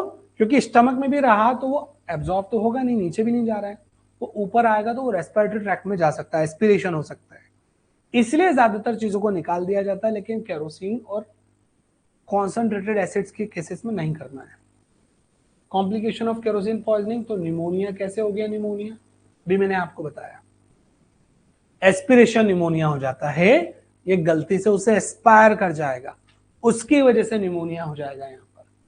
फिर ये देखो BAL, आपने सुना होगा ब्रिटिश एंटी लेविसाइट है ना, इसका ये कॉम्बिनेशन है BAL, is used as an antidote poisoning by mercury, lead and arsenic. देखो ये तीनों मेन पॉइजनिंग है, मरकरी, लेड और आर्सेनिक के पॉइजनिंग में बेल को यूज किया जाता है। एक प्रॉपर कॉम्बिनेशन होता है, ठीक है, इसको ब्रिटिश एंटी लेविसाइट के नाम से जाना जाता है। एक्सेप्शन है कैडमियम, मतलब कैडमियम जो हैवी मेटल पॉइजन है ना, उनकी पॉइजनिंग में नहीं यूज कर रहे हैं हम इसको, वरना मरकरी, लेड और आर्सेनिक पॉइजनिंग में यूज किया जा रहा है, ये आपको याद रखना होगा। आयरन की पॉइजनिंग हो जाती है तो देखो डिसफेरोक्सामाइन याद रखना है, antidote for acute iron poisoning. तो डिसफेरोक्सामाइन क्या करता है, ये चिलेटिंग एजेंट के रूप में काम करता है। तो जितने भी आयरन के मॉलिक्यूल एक्स्ट्रा है उनको पकड़ता है और यूरिन के थ्रू बाहर निकाल देता है, desferrioxamine. Gastric lavage can be done in poisoning by carbolic acid. देखो सिर्फ और सिर्फ कार्बोलिक एसिड में गैस्ट्रिक लवाज करते हैं, बाकी किसी भी एसिड्स की अगर पॉइजनिंग हुई है तो वहां गैस्ट्रिक लवाज कॉन्ट्रा इंडिकेटेड है, याद रखना है। इसलिए इस क्वेश्चन को कई बार पूछा गया है। सिर्फ एकमात्र एसिड है जहां गैस्ट्रिक लवाज करेंगे और वो है कार्बोलिक एसिड, बहुत बार पूछा गया है। एक्टिवेटेड चारकोल कहाँ यूज होते हैं, तो बार्बिचुरेट्स पॉइजनिंग में यूज करते हैं, ये भी आपको याद रखना है। बार्बिचुरेट्स पॉइजनिंग में, ये यूपीपीएससी में भी आ चुका है, ठीक है। तो बार्बिचुरेट्स पॉइजनिंग में चारकोल यूज करेंगे। In salicylate poisoning the treatment of recommended is forced diuresis. देखो फोर्स्ड डायूरेसिस मतलब ज्यादा से ज्यादा यूरिन बाहर निकालना है। तो सैलिसाइलेट पॉइजनिंग हुई है, ये मेडिकेशन की वजह से होता है, ठीक है, मेडिकेशन है, ये भी ज्यादा खा लिया, ओवरडोज खा लिया, पेन किलर ही खा लिया, कुछ नहीं हो तो फीवर की दवाई खा ली, तो जो भी ओवरडोज हो जाता है ना उसमें ज्यादातर केसेस में डायूरेसिस कराते हैं। तो सैलिसाइलेट पॉइजनिंग में फोर्स्ड डायूरेसिस कराते हैं। अल्कलाइनाइजेशन कहाँ करेंगे यूरिन का, हमने पढ़ा है फिनोबार्बिटॉन पॉइजनिंग में, ठीक है। फिनोबार्बिटॉन्स हो, बार्बिचुरेट्स हो, इन सब में अल्कलाइनाइजेशन करते हैं, ठीक है, ताकि वो यूरिन के थ्रू बाहर निकाला जा सके। Haemoperfusion with charcoal is useful in barbiturates poisoning. देखो जरा ध्यान से, बार्बिचुरेट्स पॉइजनिंग में एक्टिवेटेड चारकोल यूज किया जाता था ना, वही चीज यहाँ लिखी है कि हीमोपरफ्यूजन विद चारकोल, मतलब चारकोल के प्रोडक्ट्स को धीरे धीरे करके हीमोपरफ्यूजन में डाला हमने, वो बार्बिचुरेट्स पॉइजनिंग में हेल्प करेगा, ठीक है, याद रखना है ये चीज आपको। फिर haemodialysis is absolutely indicated in methanol, ऊपर वाले सारे बार्बिचुरेट्स, इन सब में देखो बार्बिचुरेट्स में हीमोपरफ्यूजन कर रहे हैं, हीमोडायलिसिस भी कर रहे हैं, दोनों कर रहे हैं, चारकोल से भी होता है वो और हीमोडायलिसिस कर रहे हैं। तो चारकोल डेरिवेटिव जानबूझ के मेंशन कर दिए उसमें, मतलब डाल दिए। Salicylate poisoning, theophylline poisoning, exception है ऑर्गेनोफॉस्फेट्स एंड बेंजोडाइजापाइंस, ये ड्रग है सब। ऑर्गेनोफॉस्फेट्स तो खैर समझ ही गए हो आप। तो कीटनाशक में कभी भी हीमोडायलिसिस और सॉरी हीमोपरफ्यूजन नहीं करना है, और साथ में हीमोडायलिसिस भी नहीं करते वैसे, तो हीमोडायलिसिस नहीं करना क्योंकि एट्रोपाइन दे देंगे, एट्रोपाइन से कंट्रोल हो जाएगा, क्लियर। तो ये ना कुछ ट्रीटमेंट भी थे, इन ट्रीटमेंट पे भी क्वेश्चन बाय चांस आ जाते हैं, तो आपको बस ध्यान रखना है कि गैस्ट्रिक लवाज कहाँ कर रहे हैं, एसिड्स और केरोसिन में बिल्कुल नहीं करना है, कार्बोलिक एसिड में कर देना है, आर्सेनिक मरकरी लीड वालों में बेल को यूज कर लेते हैं अपन लोग, ये कुछ खास बातें हैं, है ना, नहीं करोगे तो भी एस्पिरेशन हो जाता है, इसलिए करना गैस्ट्रिक लवाज जरूरी हो जाता है। अल्कलाइनाइजेशन कर देंगे हम बार्बिचुरेट फिनोबार्बिटॉन पॉइजनिंग के लिए, बार्बिचुरेट्स के लिए एक्टिवेटेड चारकोल, ये क्वेश्चन जो है बार बार पूछे गए हैं। मिथेनॉल में हीमोडायलिसिस कर देंगे, ठीक है, और इथाइल अल्कोहल है उसका एंटीडोट। तो जो कुछ खास खास बातें हैं ना वो सब आप ध्यान रखें। तो देखिए जितना आपने पढ़ा है ना टॉक्सिकोलॉजी में, 3 सेशन है टॉक्सिकोलॉजी के, और कमाल की बात यह है कि इनमें से बहुत मुश्किल से क्वेश्चन बाहर जाएगा आपका, ठीक है। तो जितना मैंने बताया उतना अच्छे से पढ़ लीजिए आप, टॉक्सिकोलॉजी के सारे क्वेश्चन आपके बहुत आसानी से कवर हो जाएंगे। बहुत रेयर ही होता है कि इससे बाहर टॉक्सिको का क्वेश्चन आए, मेजॉरिटी ऑफ केसेस में इन्हीं में से आ जाता है, जो अपन ने पढ़ा है ना इन्हीं में से आ जाता है। तो आप अच्छे से रिवीजन करें, अच्छे से रिवाइज करें, और सिर्फ इसी सब्जेक्ट का नहीं, जितने भी सब्जेक्ट हो गए ना उन सबका रिवीजन जरूर करें आप, क्योंकि अपन सुपर कंप्यूटर नहीं है, मैं बार बार कह रहा हूँ, अपन कोई बहुत जीनियस है, सुपर कंप्यूटर टाइप के लोग नहीं है ना, एक बार पढ़ा और याद हो गया, कोई भी नहीं है इस दुनिया में, बहुत रेयर ही होता है ऐसा। रिवीजन सबको लगता है, इसलिए समय निकाल कर रिवाइज करते रहे। ठीक है, चलिए मिलते हैं फिर।